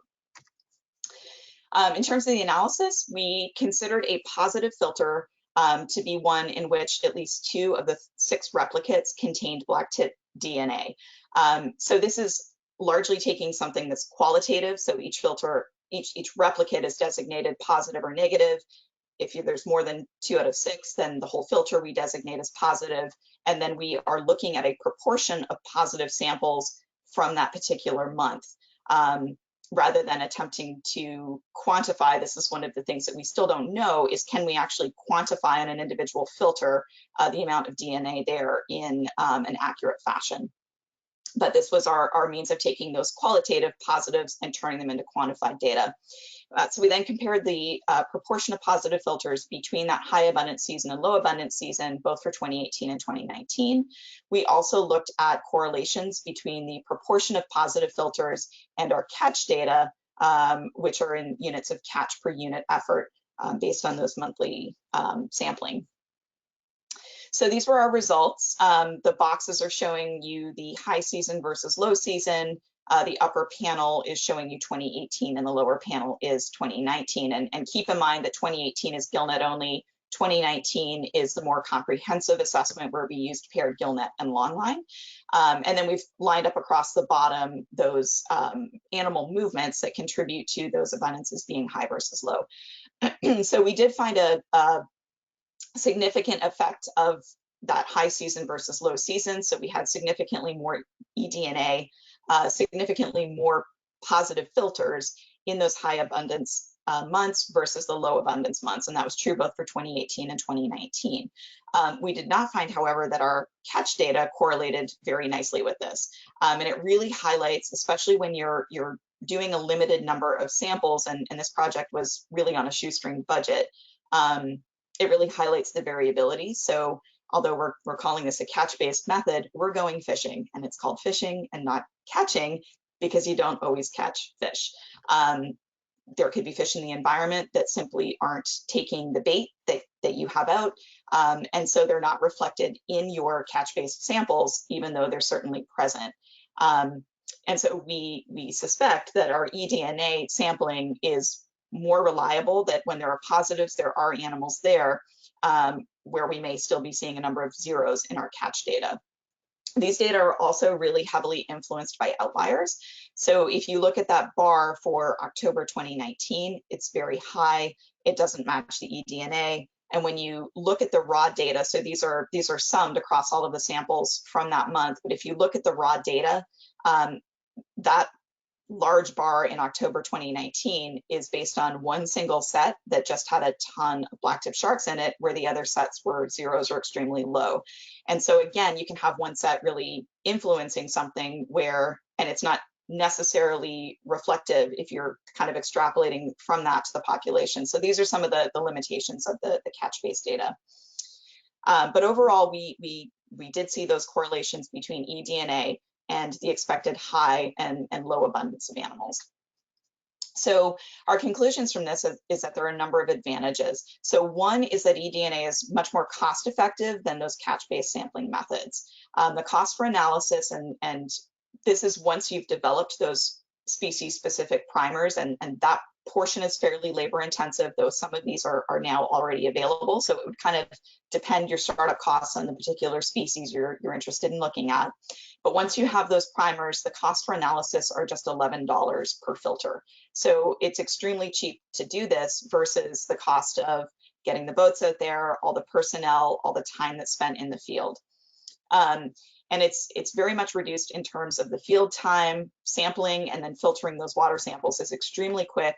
And in terms of the labor needed, this could be done by just 1 to 2 people heading out quickly, and probably in the span of just a couple of hours could sample an entire system like Terracea Bay very, very quickly. It does seem to be more consistent. Those catch rates are extremely variable. You can have some very big highs and a whole lot of zeros. And again, having a zero is not necessarily reflective of a complete absence of animals in the environment. It's just an absence of animals in your gear. And that's something we've kind of struggled with these catch data for a number of years. There are some limitations though. So eDNA provides you absolutely no information about the size, life stage, or sex of that animal. And so if you're trying to look at quantifying specific life stages, you want to know how many young of the year you have, you really have to go back to a method where you're putting hands on the animals and you can make all those measurements. You can see how many males and females you have. You can see your distribution of your patches in terms of different life stages. But this is a very promising technique overall with applications for things like tracking population decline. So you could be looking at animals no longer being present in particular areas, and seeing a reduced number of positive filters would suggest that you have fewer animals overall in the area than you did previously.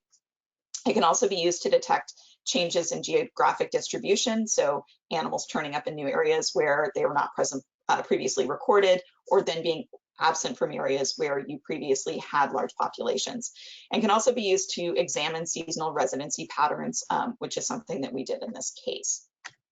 So some future directions and applications, there's more work needed to be done on this ground truthing. So what else could we use other than eDNA to try to get at how many animals do we have in the environment? Well, one option would be to turn to acoustic telemetry. We have at present, we've built up to a very large network. If you haven't seen these, some of you may be familiar with this, but there are a number of acoustic receiver stations now in the Tampa Bay area. It's actually very dense compared with most other areas because there are just so many folks doing things at this point. In yellow, you can see our acoustic receiver stations in Terracea Bay. We have an array in the Manatee River as well, and we have some stations that are monitoring for tagged sawfish in Tampa Bay. And this is a joint effort between New College and Havenworth Coastal Conservation. You can also see in teal, there's an adjacent array in Sarasota Bay. This is a collaborative effort between New College, Mote Marine Lab, and Florida Atlantic University. And then in white, you see all of FWC's receiver stations. They have a number of projects ongoing as well. And the beauty of these is that any station you have out there picks up any compatible tag. It doesn't just monitor for your own fish. And so there are a number of collaborative networks now. The iTag network in the Gulf of Mexico, the Ocean Telemetry Network is global. And we share data back and forth about animals that we're detecting, and you get just a wealth of information now about where your animals have been. So if we had funds to tag a large number of animals, that would be a better means where we don't have to actually physically recapture the animal, but we can use detections of those animals to verify some of those population dynamics in terms of when the animals are present, when they're leaving. We can assess mortality that way as well in a more precise fashion, and use that to then compare to eDNA to further understand how quantifiable a technique this might be.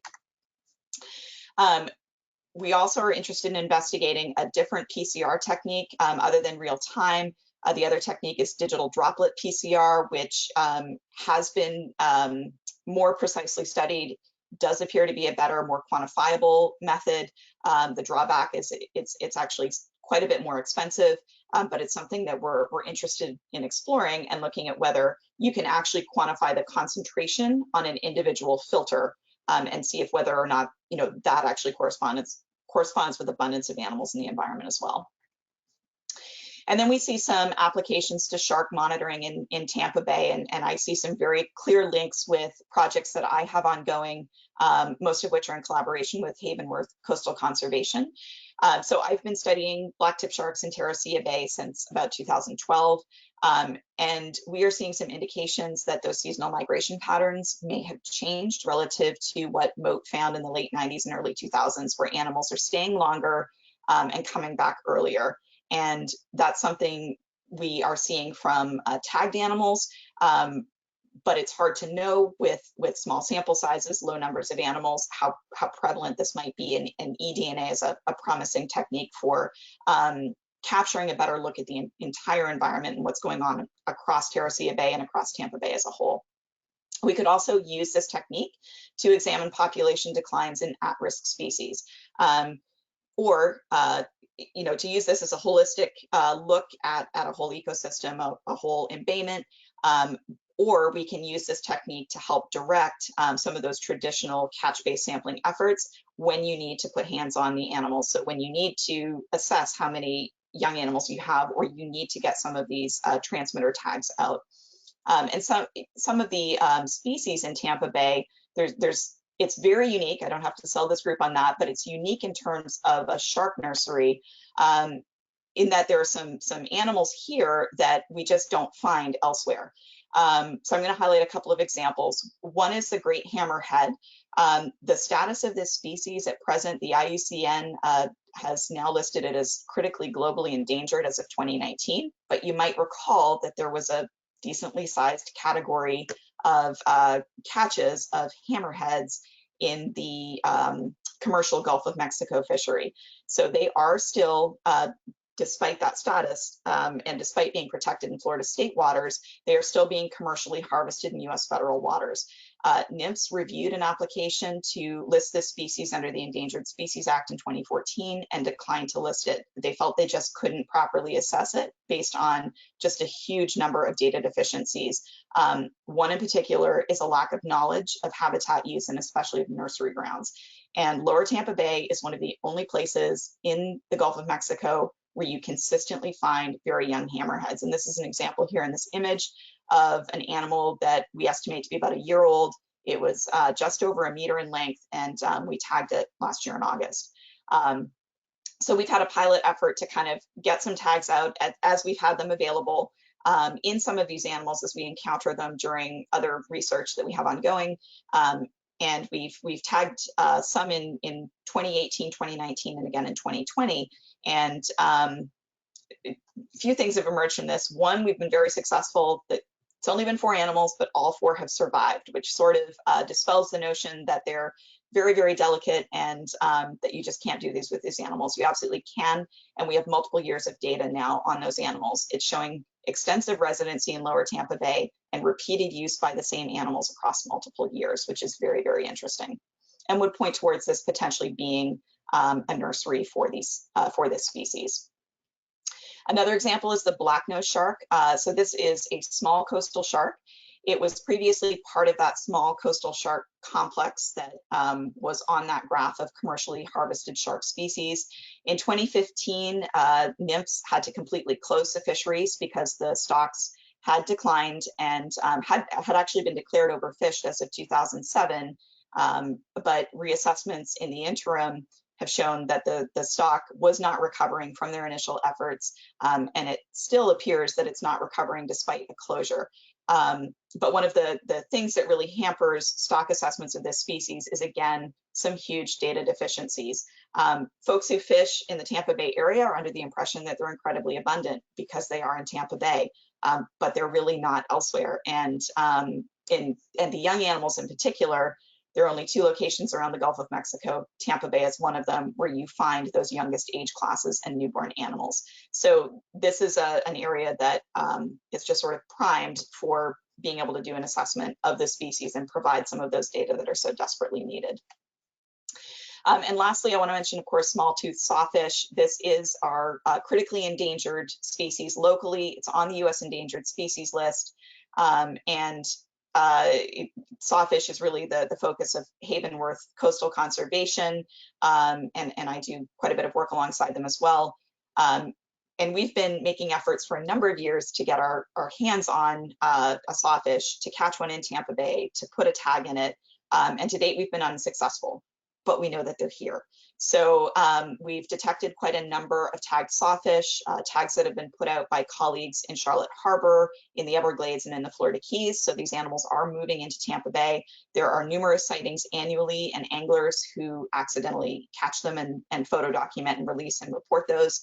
But again, we've been unsuccessful in catching one, and this is where eDNA could be very helpful in trying to help pinpoint areas where we might want to direct our efforts and help us focus sort of the time frame when we're doing this as well, and better understanding the dynamics of how this species is using Tampa Bay, because Tampa Bay is actually the next area that the species recovery plan will be focusing on in terms of recovery of this species.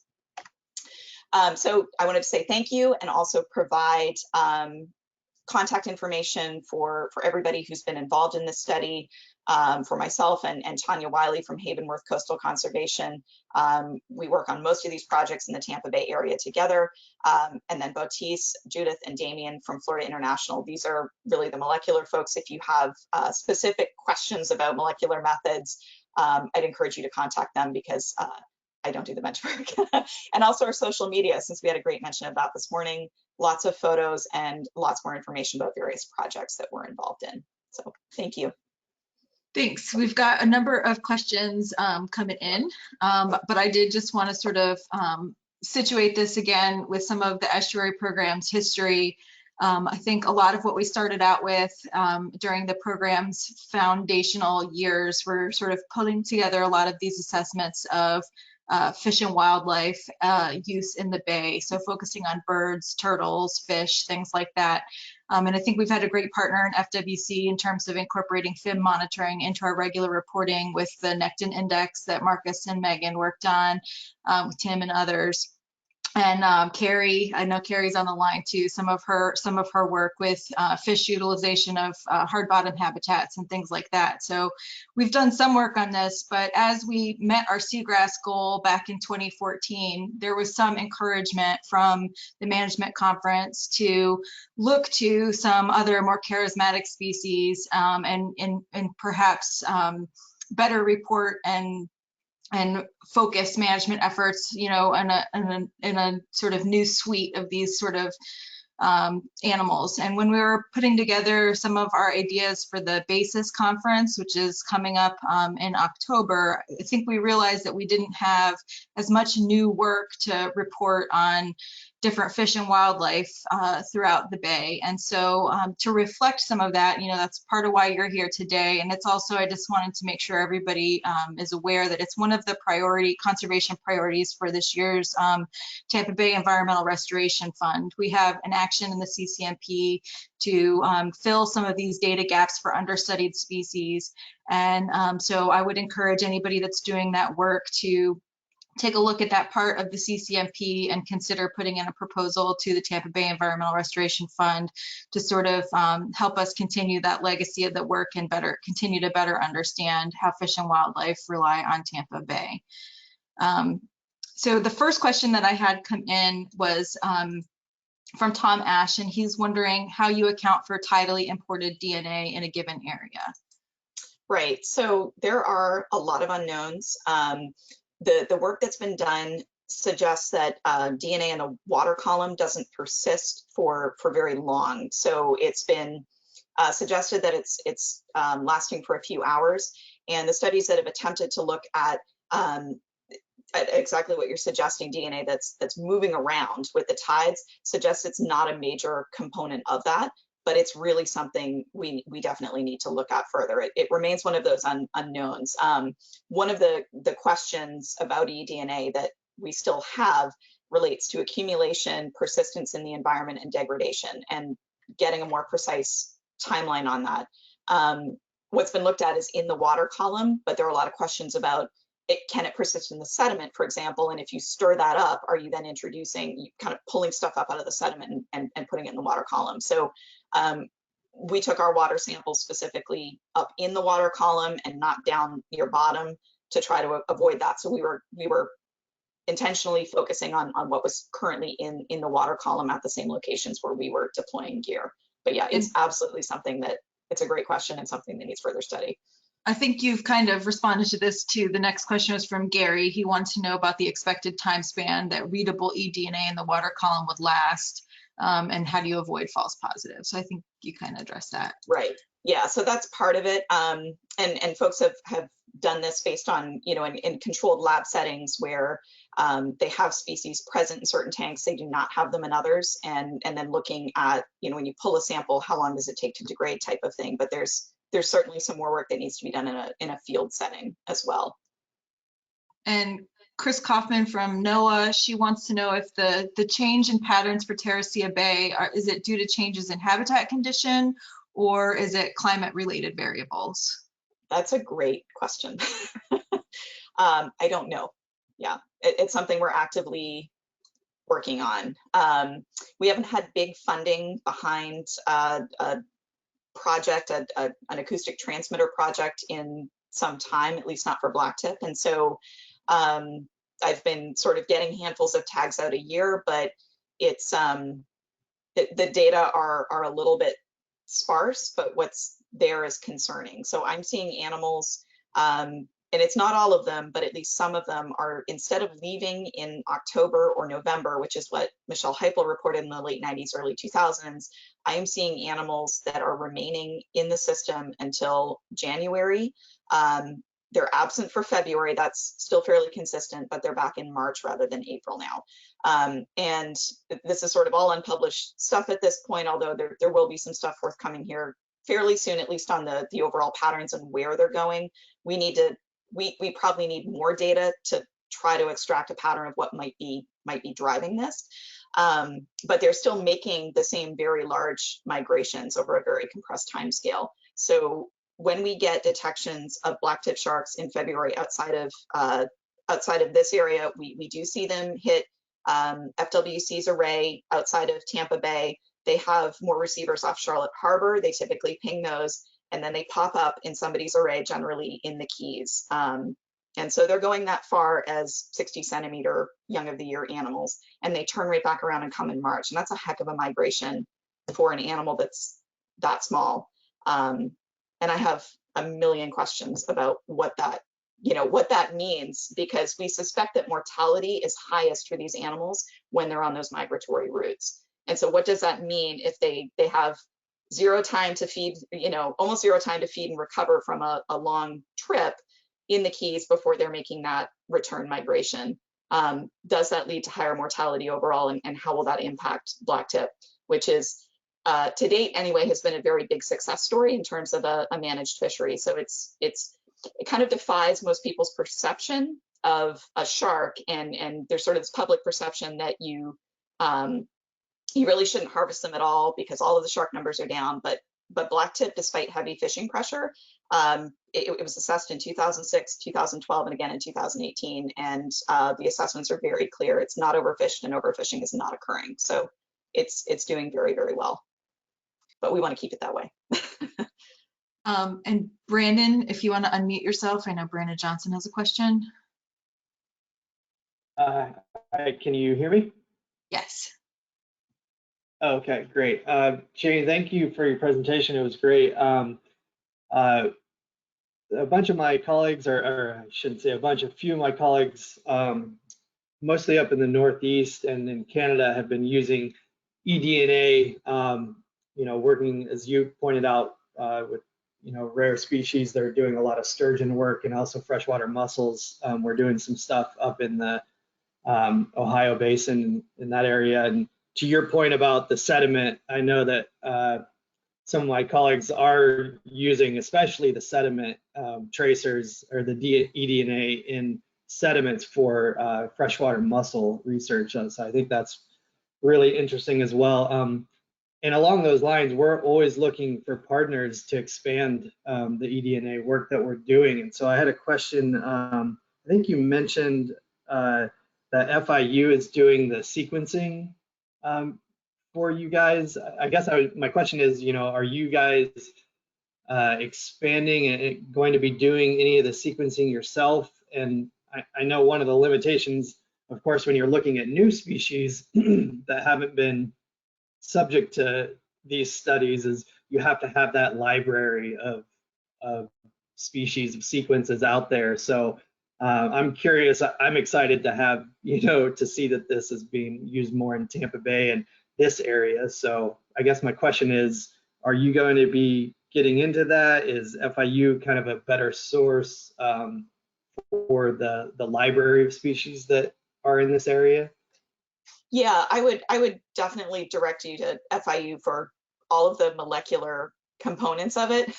that is not my not at all my area of expertise. So this was very much a collaborative project. It wasn't that we took water samples and outsourced it to them. We put our heads together, wanting to start developing some better ways of doing these things and start ground truthing some of these techniques. And Terracea Bay was just the obvious choice to do this, because one of the challenges, people have attempted to quantify what's happening with eDNA in a lab setting, but clearly the lab setting is very, very different from natural conditions in the field. But it's very hard if you don't know your system well, know what's going on there, and have some degree of understanding and certainty about what you expect in terms of the populations there.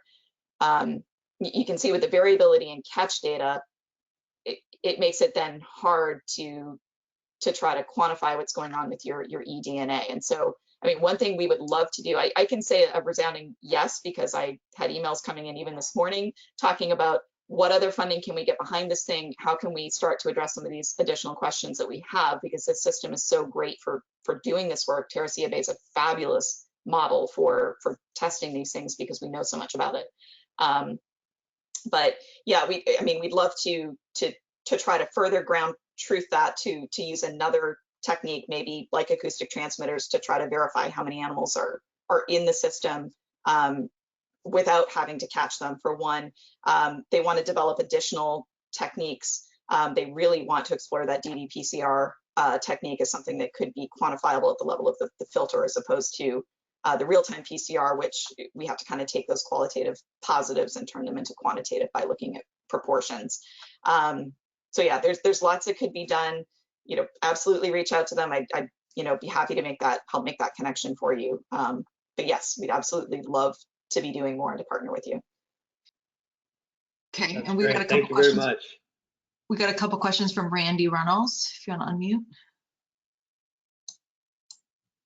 Yeah, we actually worked with Michelle Heipel on setting up that acoustic array years ago in Terracea Bay, since we managed the aquatic preserve there. And at the same time, I know Ernie Estevez with Moat did benthic habitat mapping, I think, to complement their distribution study. And I was wondering if you have done any habitat mapping or have accessed the old maps that Ernie did, and if that gives you, or could give you, more information to interpret your results. That could be very interesting as well. We have not, like I said, we haven't attempted to drill down on that yet, but I'm glad to know somebody has those earlier maps, because yeah, there's absolutely possibilities that some things have changed there as well, that could be influencing things as well. Yeah, absolutely. And we've been working on, well, in our long-term hard bottom monitoring that we've been setting up down there, we do have a fish video component where we put down GoPros for a time, and we never, so far we have, I wouldn't say hundreds of hours of video, but we have tens of hours of video, maybe hundreds, I don't know, but anyway, and somebody's doing this for me, one of my staff who works with fishes, and we found, we've seen the great hammerheads, the nurse sharks are enormous down there, bonnet heads and all. We've never seen a black tip in the videos so far, and this is right outside of Rattlesnake Key, hard bottom, right outside the bay there.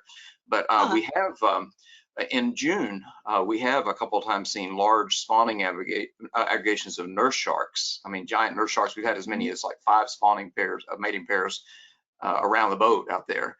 And so you could probably predict a pretty narrow time frame. And I was wondering if it would be interesting, informative to use environmental DNA over a number of days around that time period to look for like a spike in environmental DNA when that aggregation happens, because you could probably predict spatially and temporally pretty closely when to find that aggregation. That's absolutely the idea, that you could be able to do things like this. You know, especially if you don't have to take your filters from here all the way over to FIU to process them. But if you're able to do it, you know, locally and process those fairly quickly, and it is pretty quick once you have, you know, your primers. That's the hard part.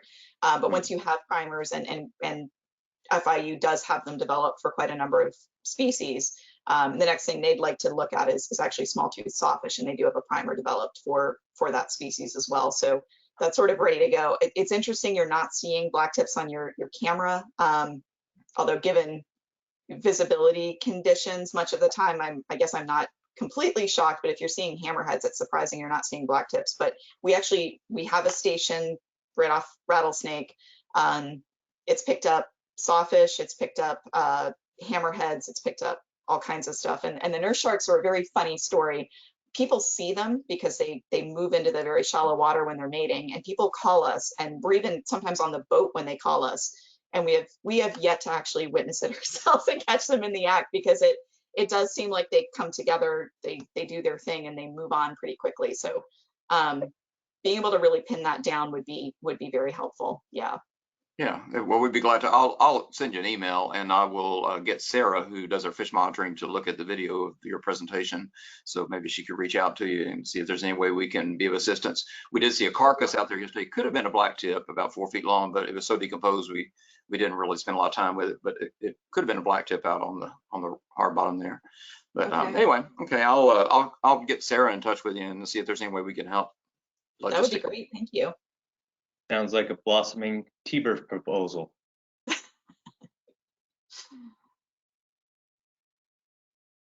I think Aaron Brown put a question in the chat, kind of building off some of Randy's points about if you're looking at the sort of what habitats make Terracea unique.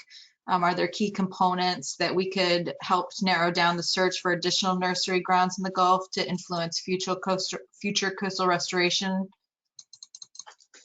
That's an excellent question. You know, black tip are pretty ubiquitous, but as far as what makes Terracea, why are there so many in Terracea? I mean, it's an excellent question. It's a huge question, and it's one we'd love to be able to answer. You know, it's something I'm working on with colleagues as well. There's I work with another molecular lab at Texas A&M Corpus Christi, where they're actually looking at kinship analyses. So they're looking at how many litters do we have in Terracea. And there's a lot of interrelatedness as well. So we think what's going on, we don't know the why as to what makes it such a great area, because clearly the mortality is high, but there's enough of them being born that there's enough survivorship that they're contributing to the breeding population. And it does appear that the same females are pupping in Terracea over and over. We suspect they were likely born in the area, but we haven't completely closed that loop yet. And so, you know, if you have animals that were born there, have a map back there to the place where they were born, you know, where they were successful and they're leaving their litters there. Are these areas, this is the next question, is are these areas contributing more overall to the breeding population than other areas where perhaps the success in terms of those individual pups growing up and becoming reproductive adults might be lower? But the why that's a huge question that we would love to address. And you know, what are the characteristics of lower Tampa Bay overall? Why is this a great spot for hammerheads? Why is it a great spot for blacknose? I mean, we have lots and lots of questions, but yes, great question. All right, one last question from Mark Schrammick. Mark, if you want to unmute yourself. Ooh, Brant too. All right. Yeah, can you hear me okay? Yep, we can hear you. Great presentation, and thanks for the shout out about the Essential Fish Habitat, or EFH. So I'm the consultation biologist for NOAA National Marine Fisheries Service along the Florida Gulf Coast, and I do provide comments to the Corps of Engineers and other federal agencies specifically talking about the highly migratory species essential fish habitat, which includes sharks along the Florida Gulf Coast. And I definitely agree with your comments, and I should follow up with you later. I really like that picture of, I know it was not here in Tampa Bay, but definitely the picture of the juvenile shark in the mangroves. Thanks so much. Thank you. All right, this will be the true last one. Brant wants to know if you're planning to sample other areas of the bay like Cockroach Bay or restoration sites within Tampa Bay. We would love to. This is always, funding driven and depends on what projects we have ongoing.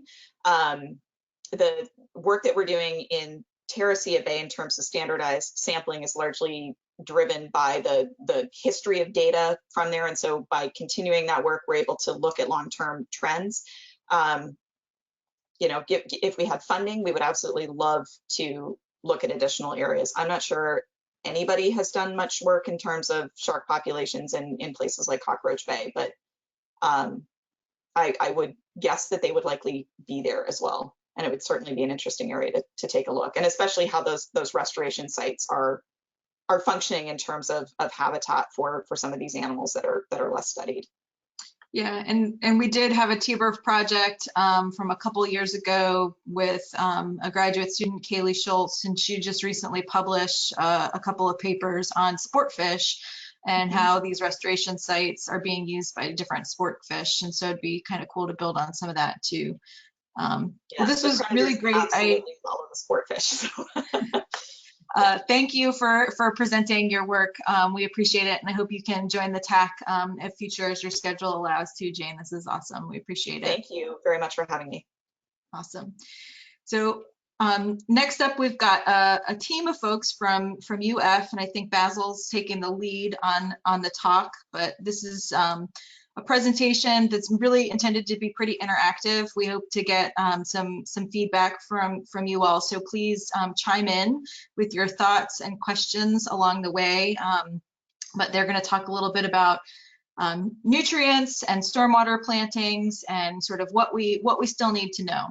So I'll turn it over to you. Thanks, Mike. Can everyone see my screen, the PowerPoint presentation?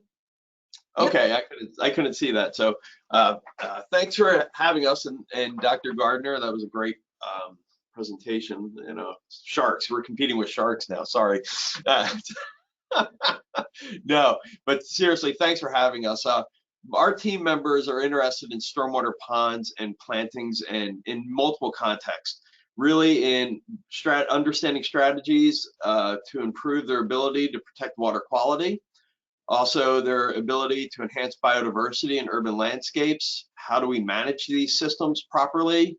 And then also in a social context, that how do we get people to adopt? What are the best strategies to adopt management practices of these ecosystems? Oh, sorry about that. Slide's not advancing. Oh, there we go. Okay. So the outline of this talk, we're going to give you a brief introduction of our members, our research, and I should say our extension interest. And we want to highlight where some of our interests overlap with the Tampa Bay Estuary Program's goals. And we wanted this to be an opportunity to discuss knowledge gaps and research needs pertaining to stormwater pond ecology and their plantings. And I put here, and as Maya said, it's meant to be, we hope this to be an interactive discussion. Gain understanding of each other's perspectives regarding research needs of these increasingly abundant and common ecosystems. And throughout the talk, there will be a few of us talking, not just myself, actually. So, and please interject, and if you have conversation or a question or concerns or comments.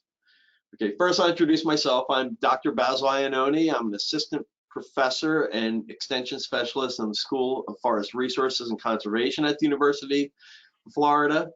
I'm very interested in the ecological effects of urban plant diversity. I'm interested in enhancing native biodiversity and also ecological functionality in our designed urban landscapes. And I'm very interested in the drivers and consequences of plant invasions. My training was as a plant invasion biologist. And pertaining to stormwater ponds, I've been starting to research them because of their abundance in the urban environments. And so far, I've done some research on them. We published in Urban Ecosystems showing that how we manipulate the vegetation structure in these communities actually affects the macroinvertebrate community composition, and that has potential for management of regional biodiversity. We also looked at them as an overlooked habitat for a high diversity of invasive plants, mostly ornamental plant species, and amazingly high amount of biodiversity of invasive plants, and looking at how managing the vegetation around these stormwater ponds affects those invasions. Yeah. And then we also looked at the traits of the plant invaders and how they differed from other urban plant invaders in these stormwater ponds. The next step for my research would actually be to look at whether or not these stormwater ponds act as vectors of invasive plant movement. And then I'm going to take it away. I'm going to let AJ Reisinger discuss introduce himself and discuss his research and extension interest. Well, yeah, I'll try to be quick with this so that it doesn't take 10 minutes for us to introduce each of ourselves. Yeah. But I'm AJ Reisinger. I'm an assistant professor, soil and water sciences department at UF. I'm an urban ecosystem ecologist, primarily focused in aquatic ecosystems and how the things that we do on the landscape affect nutrient and energy dynamics in those aquatic ecosystems.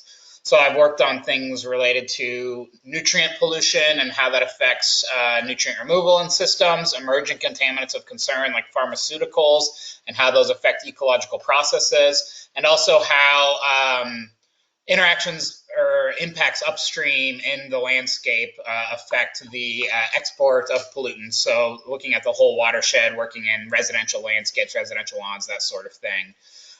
So just a few projects that we've been working on relevant to today's discussion.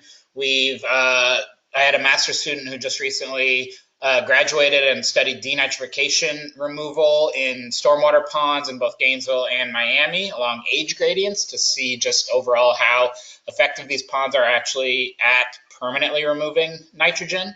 Also, we have some ongoing projects looking at the biogeochemical effects of littoral plantings in stormwater ponds, looking at how littoral plants can affect nitrogen and phosphorus limitation of algal growth in the water column, and the effects of these plantings on denitrification, greenhouse gas production, and microbial communities in the ponds themselves. And we're currently in the planning stages of moving beyond the ponds. We're trying to figure out what's happening in the ponds, but ultimately we care about what that means for the natural water bodies downstream. And so we've got a project that's about to get up and running, looking at how natural river ecosystems that run through stormwater pond areas and receive stormwater pond discharges, how their ecological functioning changes as they're affected by these ponds. Thanks, AJ. And real quick, I want to interject. I made a mistake and I did not put our emails on there, so I will send our emails to Maya, or if I could send you even a revised PDF file, that might be useful. Next, Evan. Dr. Evan Bean. Good morning, Evan Bean, assistant professor in ag and biological engineering here at UF. I don't really do a whole lot with agriculture, mostly focused on urban water resources, looking at basically all kinds of water management, quantity for the most part, outside the building environment. So we have a couple of different efforts going on. One is kind of looking at water conservation in urban landscapes, so improving the landscape functions by basically incorporating soil amendments into the new residential landscape, new soils. And we're seeing some really good water conservation and water quality benefits from that. We've also been doing a lot with green stormwater infrastructure and doing some of the extension and outreach. We have a training that we've done with Pinellas County for the past 2 years, and also coming up with a statewide stormwater resource, stormwater manual educational products with FDEP, really trying to look at advancing the state of the practice. And then we also sort of have an effort where we're trying to basically make water quality data or water quantity data more accessible and available so that we can make more actionable decisions. So we are developing sort of a water quality monitoring platform, low cost, real-time monitoring. We call it GatorBite, but it's basically trying to provide more information in a cost-effective way to managers for that. So that's about it. Thanks, Evan. Oh, sorry. I don't know why. Okay, sorry, my mouse has to be there. Okay, so I just want to quick mention that Evan, AJ, and I are all members of the Sustainable Human and Ecological Development Group at UF. And we were hired on to address the issue that there's over 900 residents moving to Florida each year. We need to figure out how to manage and develop landscapes, urban landscapes, expanding urban landscapes more sustainably or in an environmentally responsible way. So I just briefly mentioned that that's our role here at UF. Other individuals on the project team, though, here's Dr. Mary Lusk. Mary? Hi everyone, yeah, I'm Mary Lusk. Thanks for letting us be here today. So I work a lot with these guys. I'm not officially part of the group, but I get to collaborate with them on a few things now and then and enjoy doing so. I focus mostly on residential areas in urban landscapes. So I really like to do work on what's going on from the urban lawn to the stormwater pond and how that can affect what's in that stormwater pond and downstream water quality. One thing that I like to focus on a lot is reclaimed water, and particularly nutrients in reclaimed water and how those nutrients can be mobilized to stormwater, and best management practices for use of reclaimed water when that water is used for irrigation. So currently a lot of my projects that I'm working on deal with that. I have a student who will be starting soon on doing some research on best management practices for residential irrigation with reclaimed water. Also have another student who just started who is doing some work on stormwater and wastewater spills in the Gulf Coast area and looking at how Carnea brevis is able to use nitrogen in those waters. I also do some work on just what's going on in stormwater ponds. That's a question that I ask a lot, and what's going on inside your pond, just biogeochemically, how are carbon and nutrients cycling and being transformed in those ponds, because how they're being transformed within those ponds has a lot of implications for how well those ponds can remove some of those nutrients if we need them to serve that function. So that's where I'm at. Thank you. And then we have Michelle Atkinson's on the call. Hi, everybody. I'm an extension agent here in Manatee County, and I'm the one who gets a lot of the calls with problems on these stormwater ponds. I'm really interested in looking at the best management practices around ponds.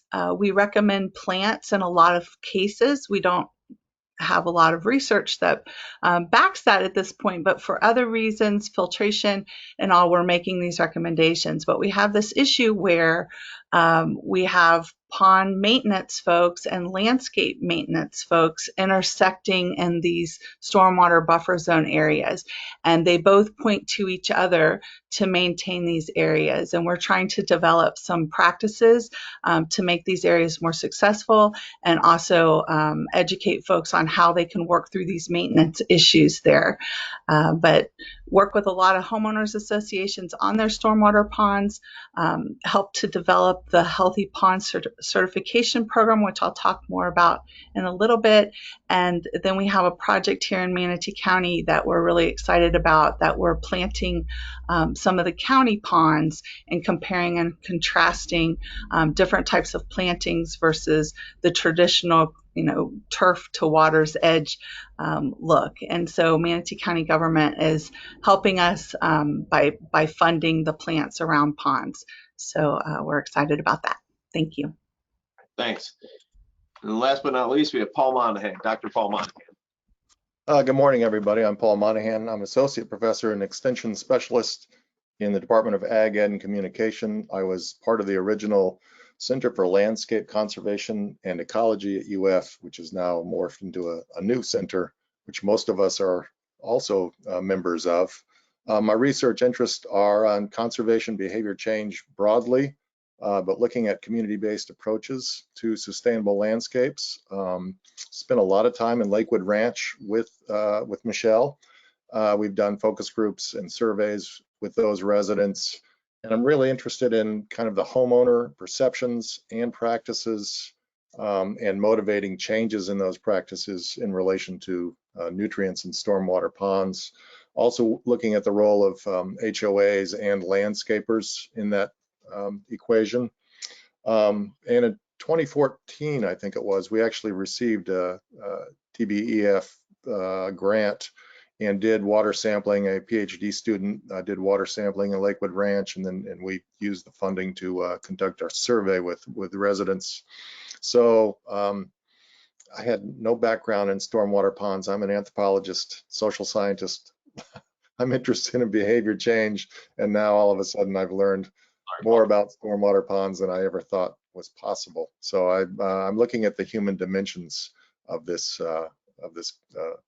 process, and glad to be here. Thanks for having us. All right, thanks, Paul. So next, I just want to quick highlight 2 projects that our team kind of shows the products of our efforts here. And Michelle, if you want to just take a couple minutes and explain what the Healthy Pond Certification Program is. Everybody on the team has contributed to this in some capacity, if you don't mind. And then let me know you want to go to the next slide that actually has the goals. But yeah. Okay, so again, as extension agents, Abby Tierna, who is the Sarasota County extension agent, and myself realized that we were getting a lot of calls when ponds or lakes, as they're referred to, were not in the most aesthetically pleasing appearance for the homeowners and residents of these HOAs. And so they wanted to know what they could do to fix these problems. And we recognized that the pond maintenance folks are essentially spray technicians, and that's really how they're trained. They're trained to deal with most of the issues through spray.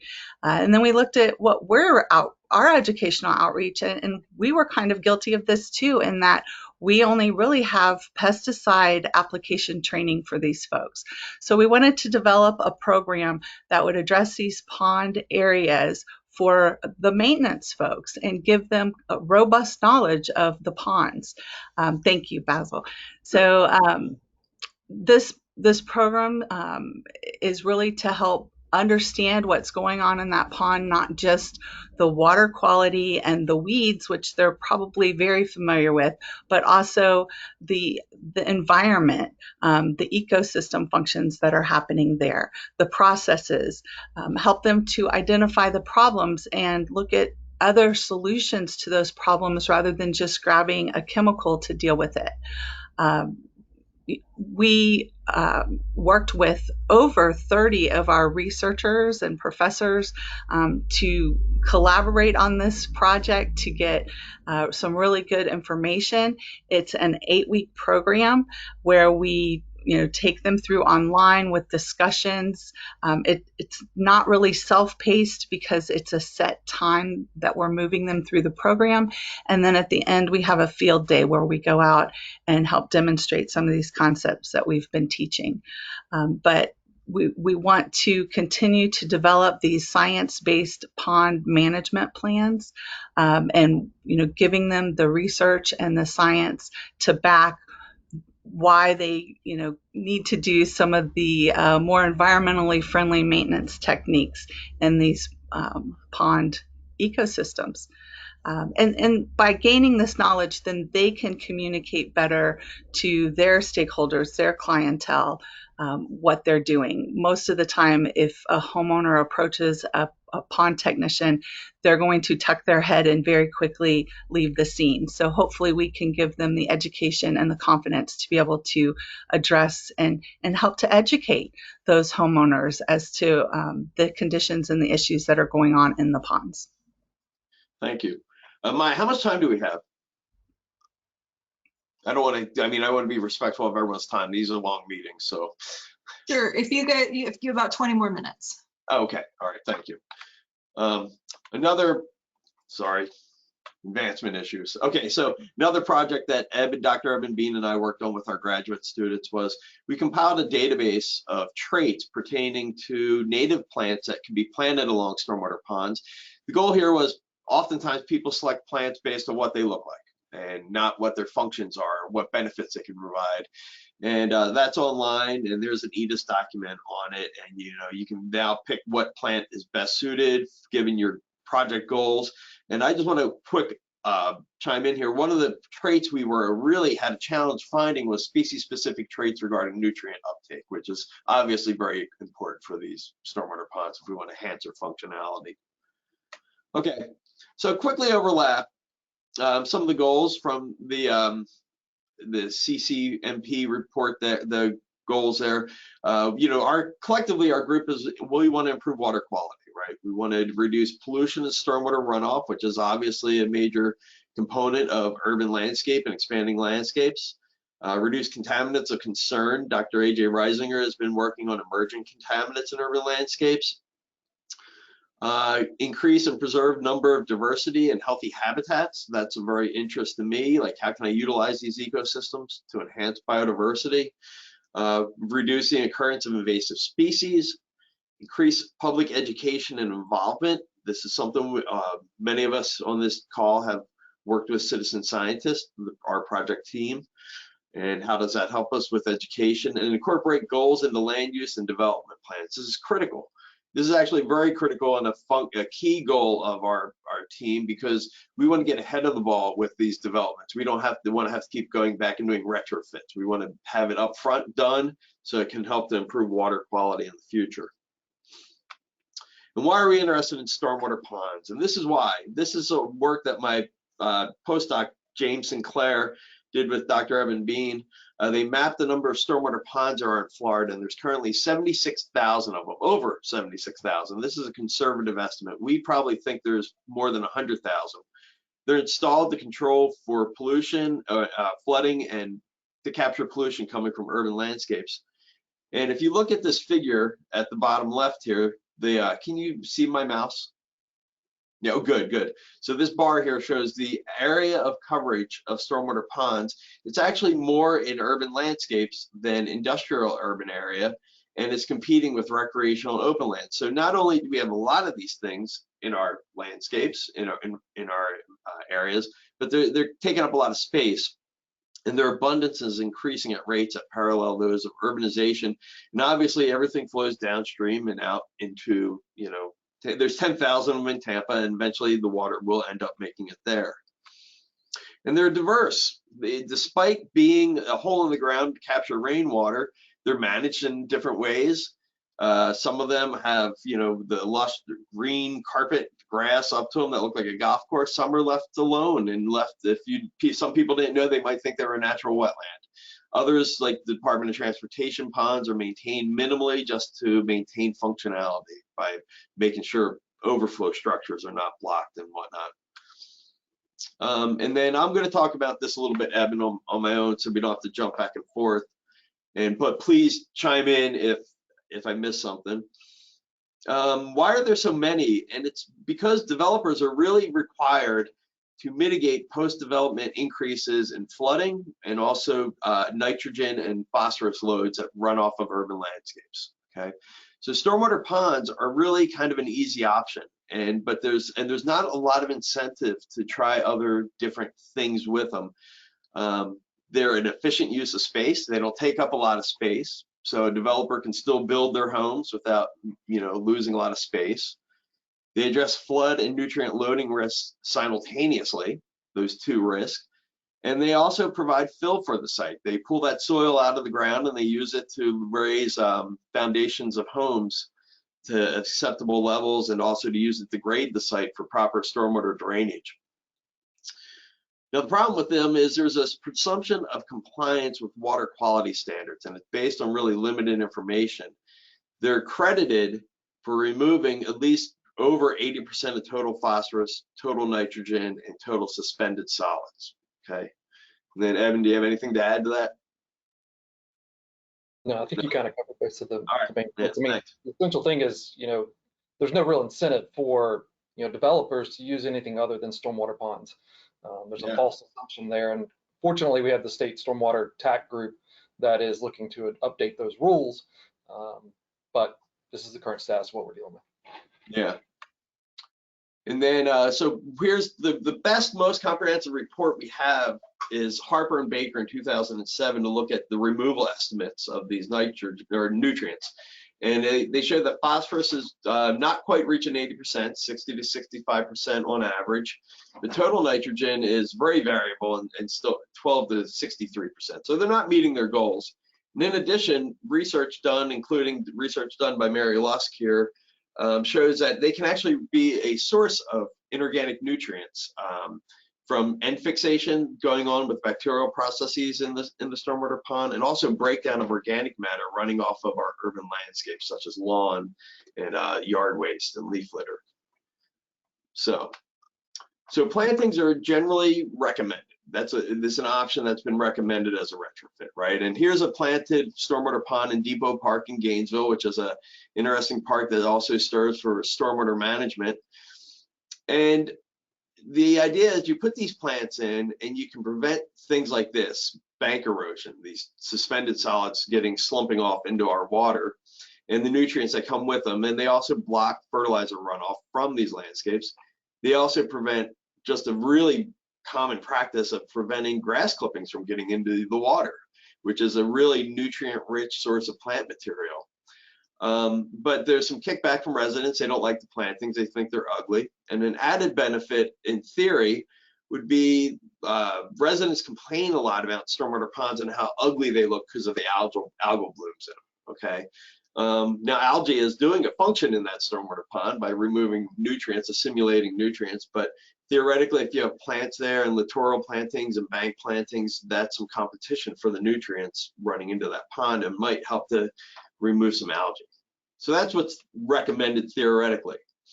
And I'm going to jump over to AJ now, because AJ is going to discuss some of the general trends that we're actually seeing from the scientific literature, though, regarding stormwater ponds and really the effectiveness of these stormwater pond plantings.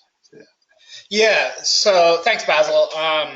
It seems like part of the reason for this conversation is that the general consensus of people that think about ponds and their environmental effects have this assumption that planting ponds with vegetation is going to improve water quality and remove nutrients from runoff. And there's a lot of reasons why that assumption is made.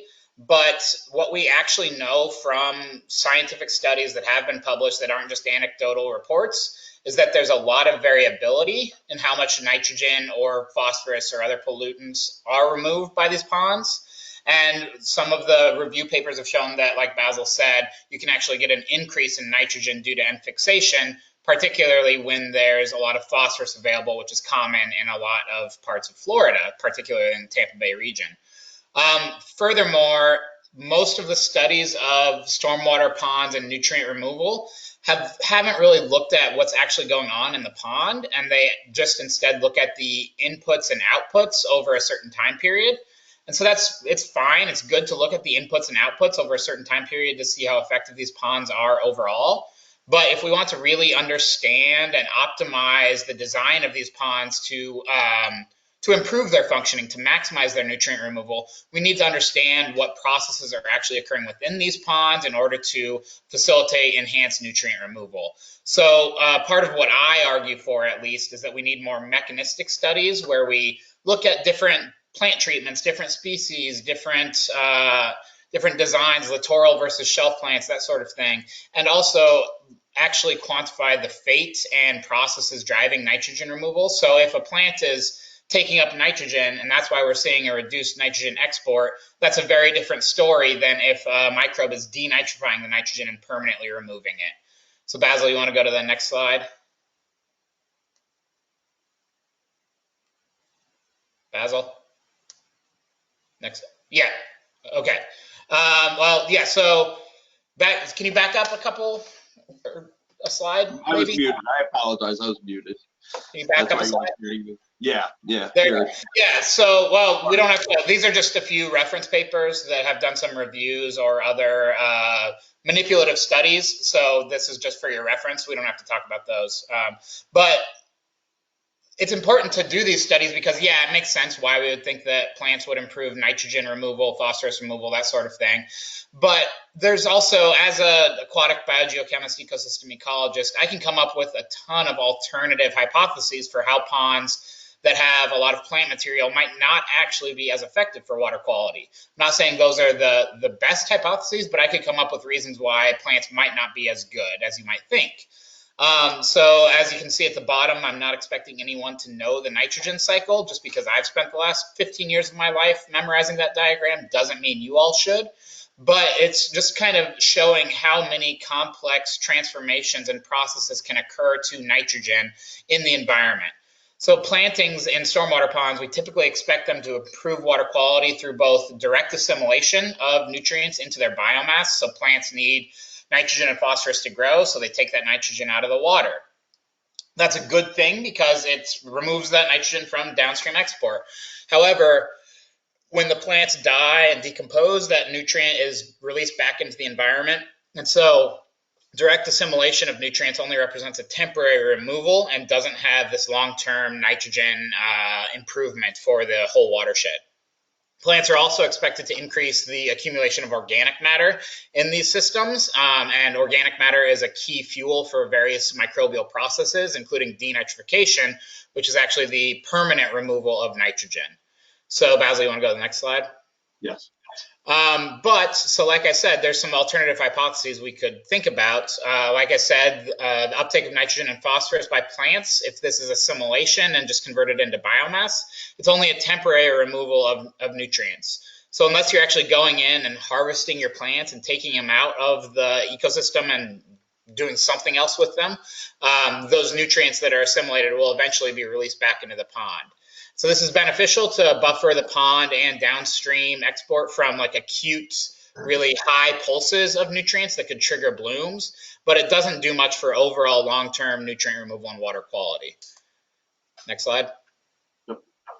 But so sorry, there's so much text. I kind of was just brain dumping here. But long story short, in contrast to plants assimilating nutrients, microbes can permanently remove nitrogen through denitrification. When plants are taking up nitrogen into their biomass, they're actually competing with those microbes, so it could make less of that nitrogen removal be actually permanently removed. Also, when the plants are assimilating that nitrogen into their biomass, there's less nitrogen for algae and cyanobacteria to grow. That seems like it would be a good thing, less algal blooms, less of those noxious odors, that sort of thing, less harmful potential, etc. However, many of the blooming species of algae and cyanobacteria are so prevalent because they're able to fix nitrogen, take nitrogen from the atmosphere. And so they can actually, if there's enough phosphorus available for them, they can take nitrogen from the atmosphere in order to allow themselves to grow and bloom. And that actually leads to an overall net increase in nitrogen into these ponds. And that's why we see that these ponds often are net sources of nitrogen to downstream ecosystems rather than net sinks. So by planting plants, you might be accidentally stimulating nitrogen fixation and downstream nitrogen export. I'm not saying that this is what's happening. I'm saying that these are potential alternative hypotheses that we need to dig into a little bit further. Next slide, please. Yeah, so that's all I've got. Yeah. So thank you. And this is Michelle Atkinson has brought this up, and Michelle, I'll just cover this. The purpose of some of these sort of mechanistic understanding is really, Michelle is, as you mentioned, she gets a lot of calls from people about plantings and managing stormwater ponds. I think, Michelle, you said it's 25% of your time as an agent, and it's hard for us to provide specific guidance on, to improve water quality from these plantings. How many plants do you need? What species do you need? What proportion of the littoral shelves do we need? Is it bank plantings that are beneficial, littoral plants that are beneficial?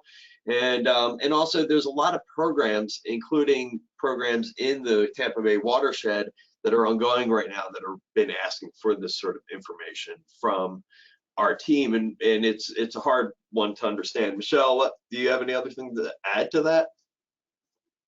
I think Michelle's having some connection issues. Okay, all right. So we will keep moving along though. And as AJ said, the potential to have these, if you think back of that map, 76,000 of these things in the urban landscapes, we really do need to understand if they're operating as net sources or sinks of nutrients. Okay, so I just want to highlight one quick project that we worked on that kind of led up to a proposal that we submitted to the Tampa Bay last year that was a collective collaboration among Lakewood Ranch, Down to Earth Landscaping, and Alltech. And we wanted to determine if ornamental plantings could help to improve water quality through bank stabilization and also through improving water quality or nutrient uptake.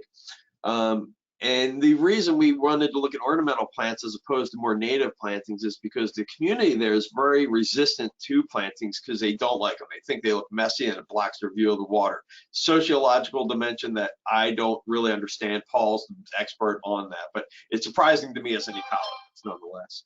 And we also, this is an opportunity for us to explore, interact with a lake management company and landscaping companies to come up with strategies to manage stormwater pond plantings effectively. So what we did was we had 6 pairs of ponds that we selected. One was planted and one wasn't planted. We planted them in August 2018. About 30 to 50% were planted of the banks and littoral shelf. So not the entire plantings. They didn't have enough funding to do all of them. And we sampled various forms of inorganic nitrogen and phosphorus on 3 dates, in the fall 2018, the following spring, and then following early summer. And I'll get right to the point. With that much planting that we did, we saw no pond level differences in any of the nutrients that we quantified. No pond level differences. But what we did do is we sampled in the planted ponds in planted littoral areas and non-planted littoral areas.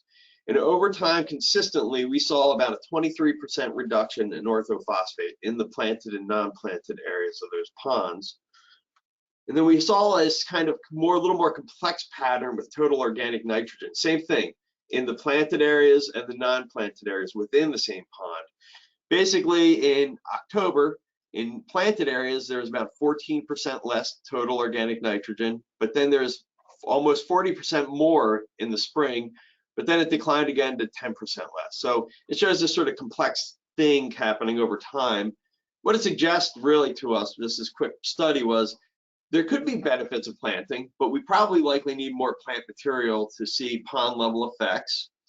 We also need longer term data to really understand, and this still didn't get at the mechanisms, right? What is it about these plantings that are causing differences in total organic nitrogen, for example?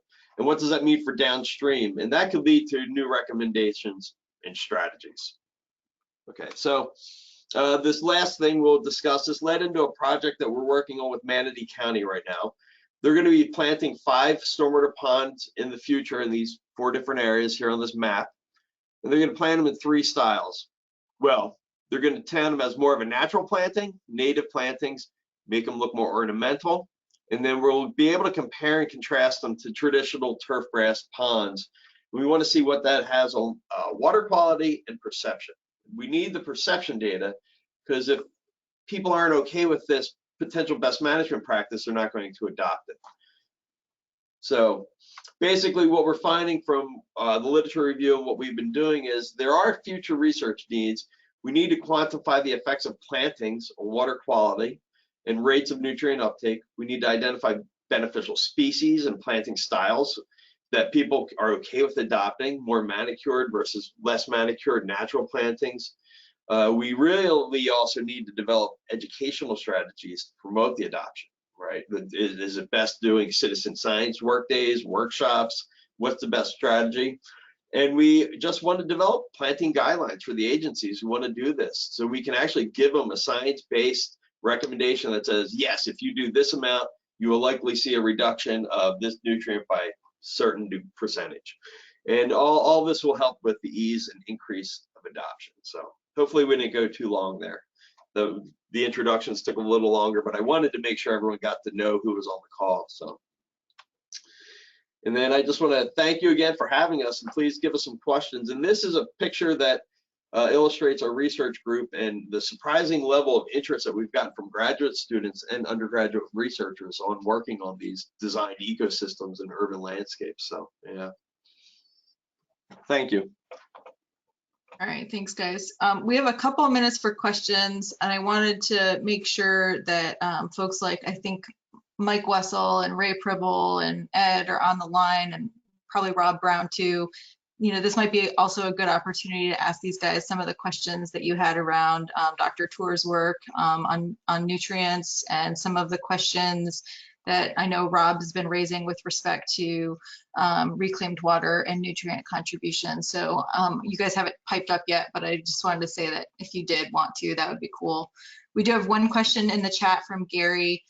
He's asking about extension, whether or not extension specialists in Pinellas and Hillsborough use a similar pond certification program, or if it's just I limited. addressed that question in there. Okay. And basically the program is just for everyone else. The program is for the professional audience rather than just the homeowners. We've just sort of done this initial pilot offering where we invited people in free of charge to basically critique and give us some feedback on it, and we integrated some of that feedback. We're kind of debating between whether we need to do pilot again in other regions of Florida before we extend to statewide, but we expect probably end of this year, beginning of next year to be statewide, and so all the counties would be available to do that. Okay, and I see you guys are kind of responding to, Mike's got a question in the chat, and you're responding along the way. I don't know if anybody wants to talk about.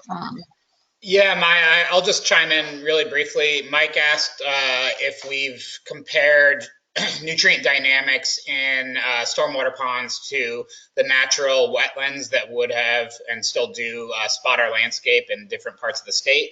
And we've done, one of Basil's former grad students did a pretty cool study looking at wetlands with and without stormwater pond inputs, as well as stormwater ponds themselves, and looked at various water quality parameters. So kind of taking snapshot perspectives of nutrients and connectivity and soil chemistry and hydrology and that sort of thing as well. So we've got some baseline comparisons, but we haven't looked as much at the processes and the functioning, which is on our list. I've got a grad student that's planning out those projects as we speak.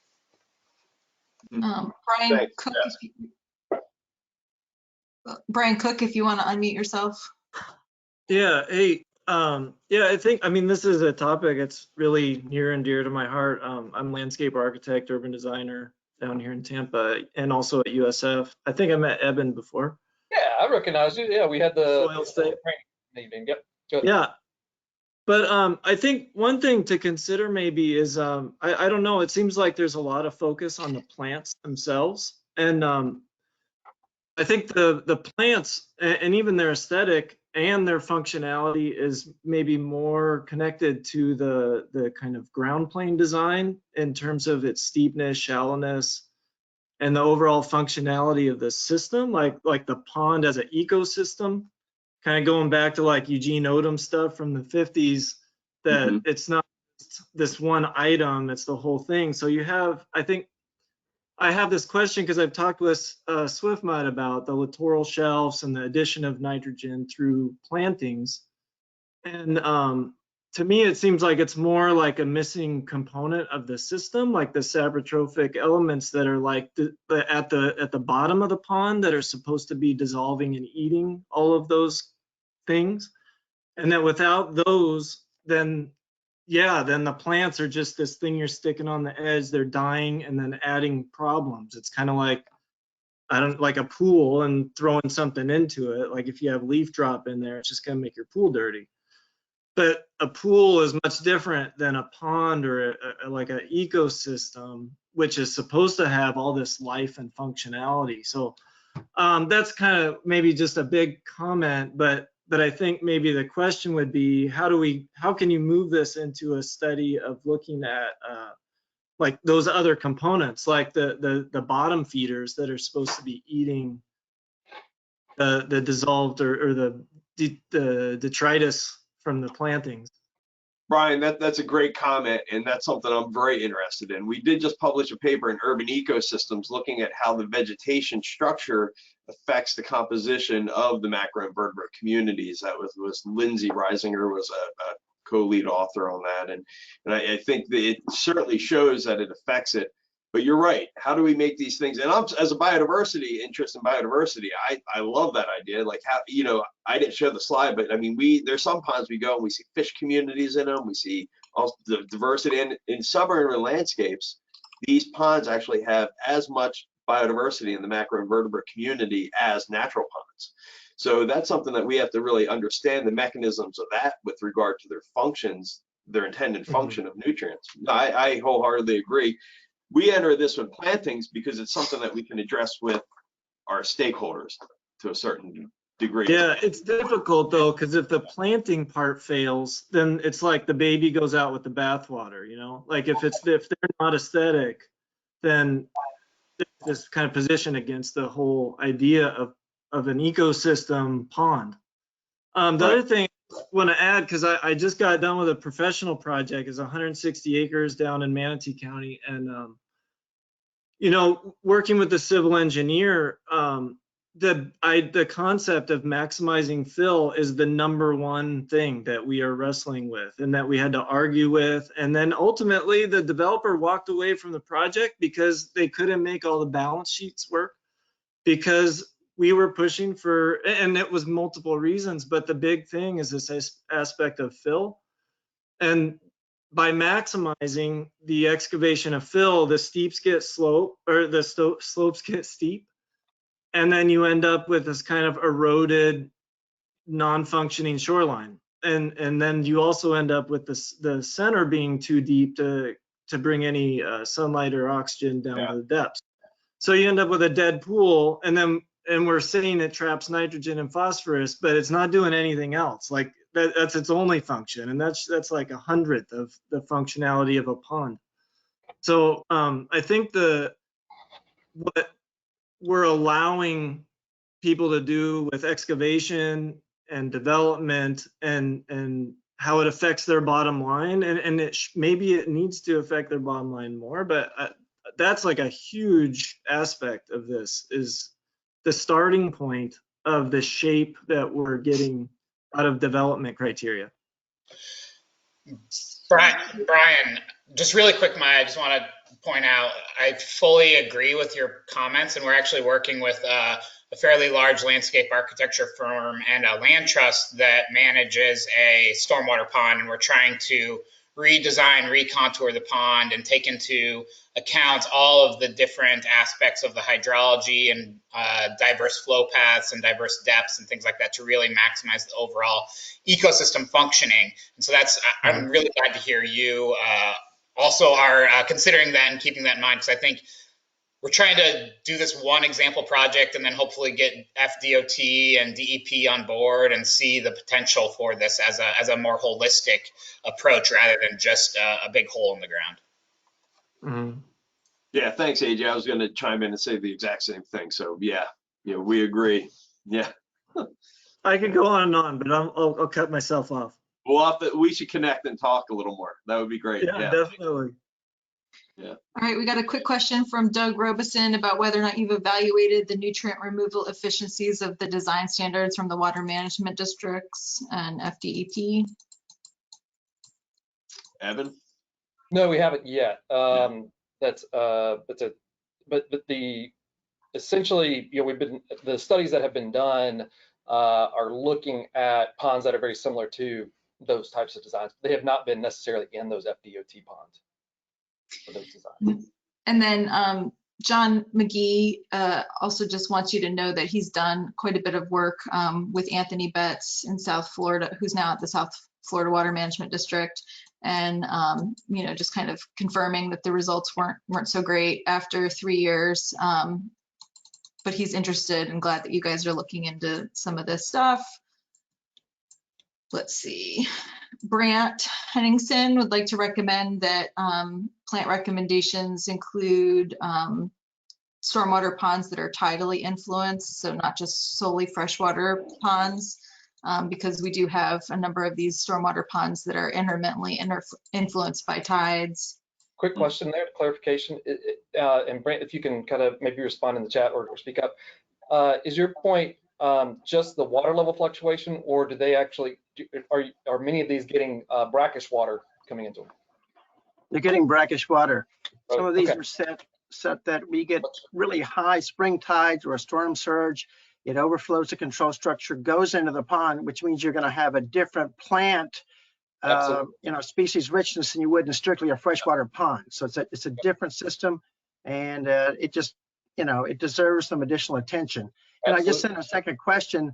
Have you guys considered adding a mycologist to your team? Fungi play a really important role in nutrient recycling, and all you're talking about is plants. And it just seems like if you addressed also maybe the fungi, you'd broaden your scope a little bit. Brant, thanks for that comment. Yes, and what I didn't have time to put on the slide, but when we do look at some research with plants in stormwater ponds, a lot of it's on floating mats. And lo and behold, guess what some of the most important component of that floating mat is that contributes to removal of nutrients? It's the microbes living on the roots of the plants. So yeah, that's absolutely. And that's where we need to understand the mechanisms where they might actually occur. But no, that's a great comment. Thank you. Yep. Okay, I want to have enough time for an announcement. So is there anybody that has a burning final question for the? Can you put the screen up of their contact information one more time, please? I don't think they had all of their contact information on there. I apologize. So I'll update it in the Google Drive. Okay, thanks, Maya. Yep, yeah, Maya, I can actually send an updated slide presentation with our contact information, and if that's best, I'll do that. Apologize. Yeah, sorry. Or if you guys want to type your contact info in the chat, that's also probably the easiest way. Okay. If I can make just one comment in response to Melissa's comment about many ponds in Pinellas County are aging, so much of what we have to do is address remediation. A lot of these ponds we've seen with the Harper report don't perform up to what they're credited. The current option to fix that is to retrofit the watershed, or if you wanted to actually improve the water quality. One of the cutting edge, I would say, things that I see coming down the pipeline the next decade or two is the integration of controls and IoT into our stormwater management system. We see this in a lot of other areas that are more progressive or more advanced, but it's actually already kind of starting to happen here in Florida. I know of another firm that basically is already doing is already trying to implement active control, where they basically control the water levels based off of storms that are coming to optimize the water quality treatment and so forth, to actually improve the efficiency of the pond. And so if you take that a step further, if you think about one of the limitations we have in these stormwater ponds that are stagnant is the lack of movement of water to where we have nutrients in certain pools and not getting to the places where those nutrients can be taken up. Being able to do active control, cycle the water, potentially cycle that water through vegetation or biofilters, things like that, can improve the functionality of the pond, or should improve the functionality of the pond without increasing the size of the pond for a relatively much lower cost. So I see that as, this is where this kind of stormwater management and upgrade is kind of coming in the next few decades.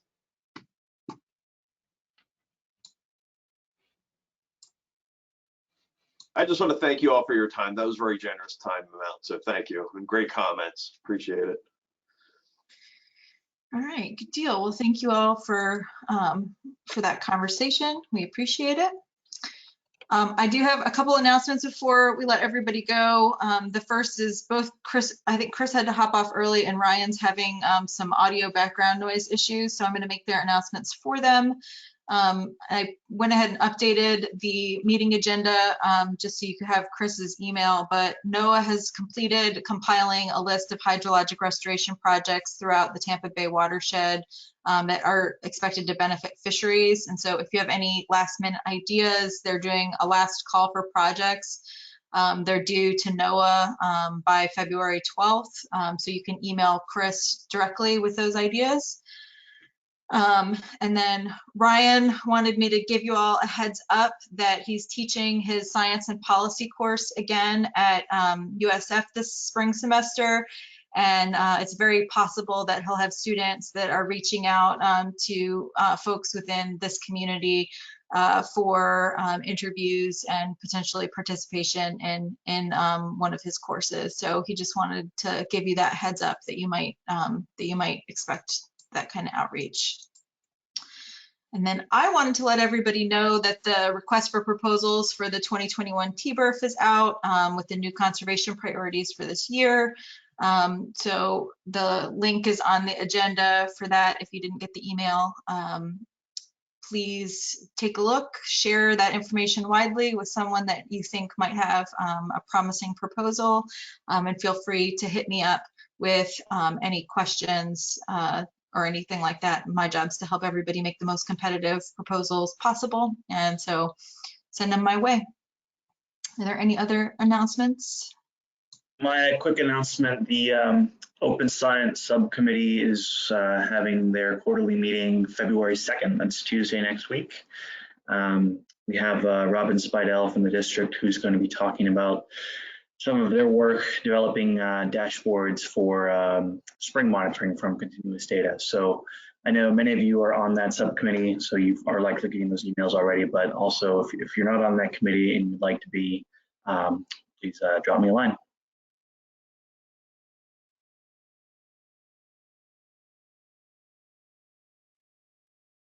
Anybody else? How are you guys doing? I wanted to take everybody's temperature. Are these meetings still useful? Or are they just contributing to the noise? Are we good? This is great. I learned a lot today. Okay, awesome. Well, if you have topics, items you'd like me to consider to add to the agenda for our March meeting, I've got a couple of things, but it's not a full agenda yet. And the best way to find out about this stuff is through you guys. And it's a little bit harder for me to follow what's going on because I don't get to casually chat with as many of you and as we interact and run into each other in different places. So it'd be wonderful if you had anything you wanted to share on these agendas, please send it my way. March 24th is our next TAC meeting, so we'll see you then. Got anything else, Kelly? Good, Maya, thank you. I think these meetings are productive and we should definitely keep having them, in my opinion. So thanks for all your efforts. I think they're productive. Definitely helpful. Yes, thank you, everyone. And just one last announcement in case you're not aware that the state is looking at amending the statewide stormwater rule for stormwater treatment. So a lot of this work that you're doing on the ponds and that science is very important. And I would tune in periodically.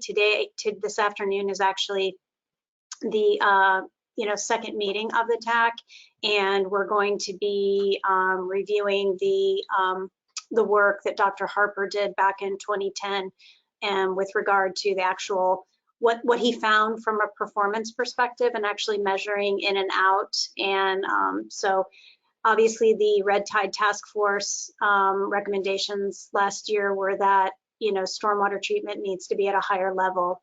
The question is, what is that level? So these are all, that last presentation specifically, it has some relevance. And so, please stay tuned to that because it has obviously urban development has a big influence on our base and our environment.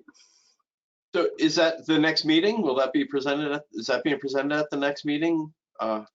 Sorry, the stormwater TAC.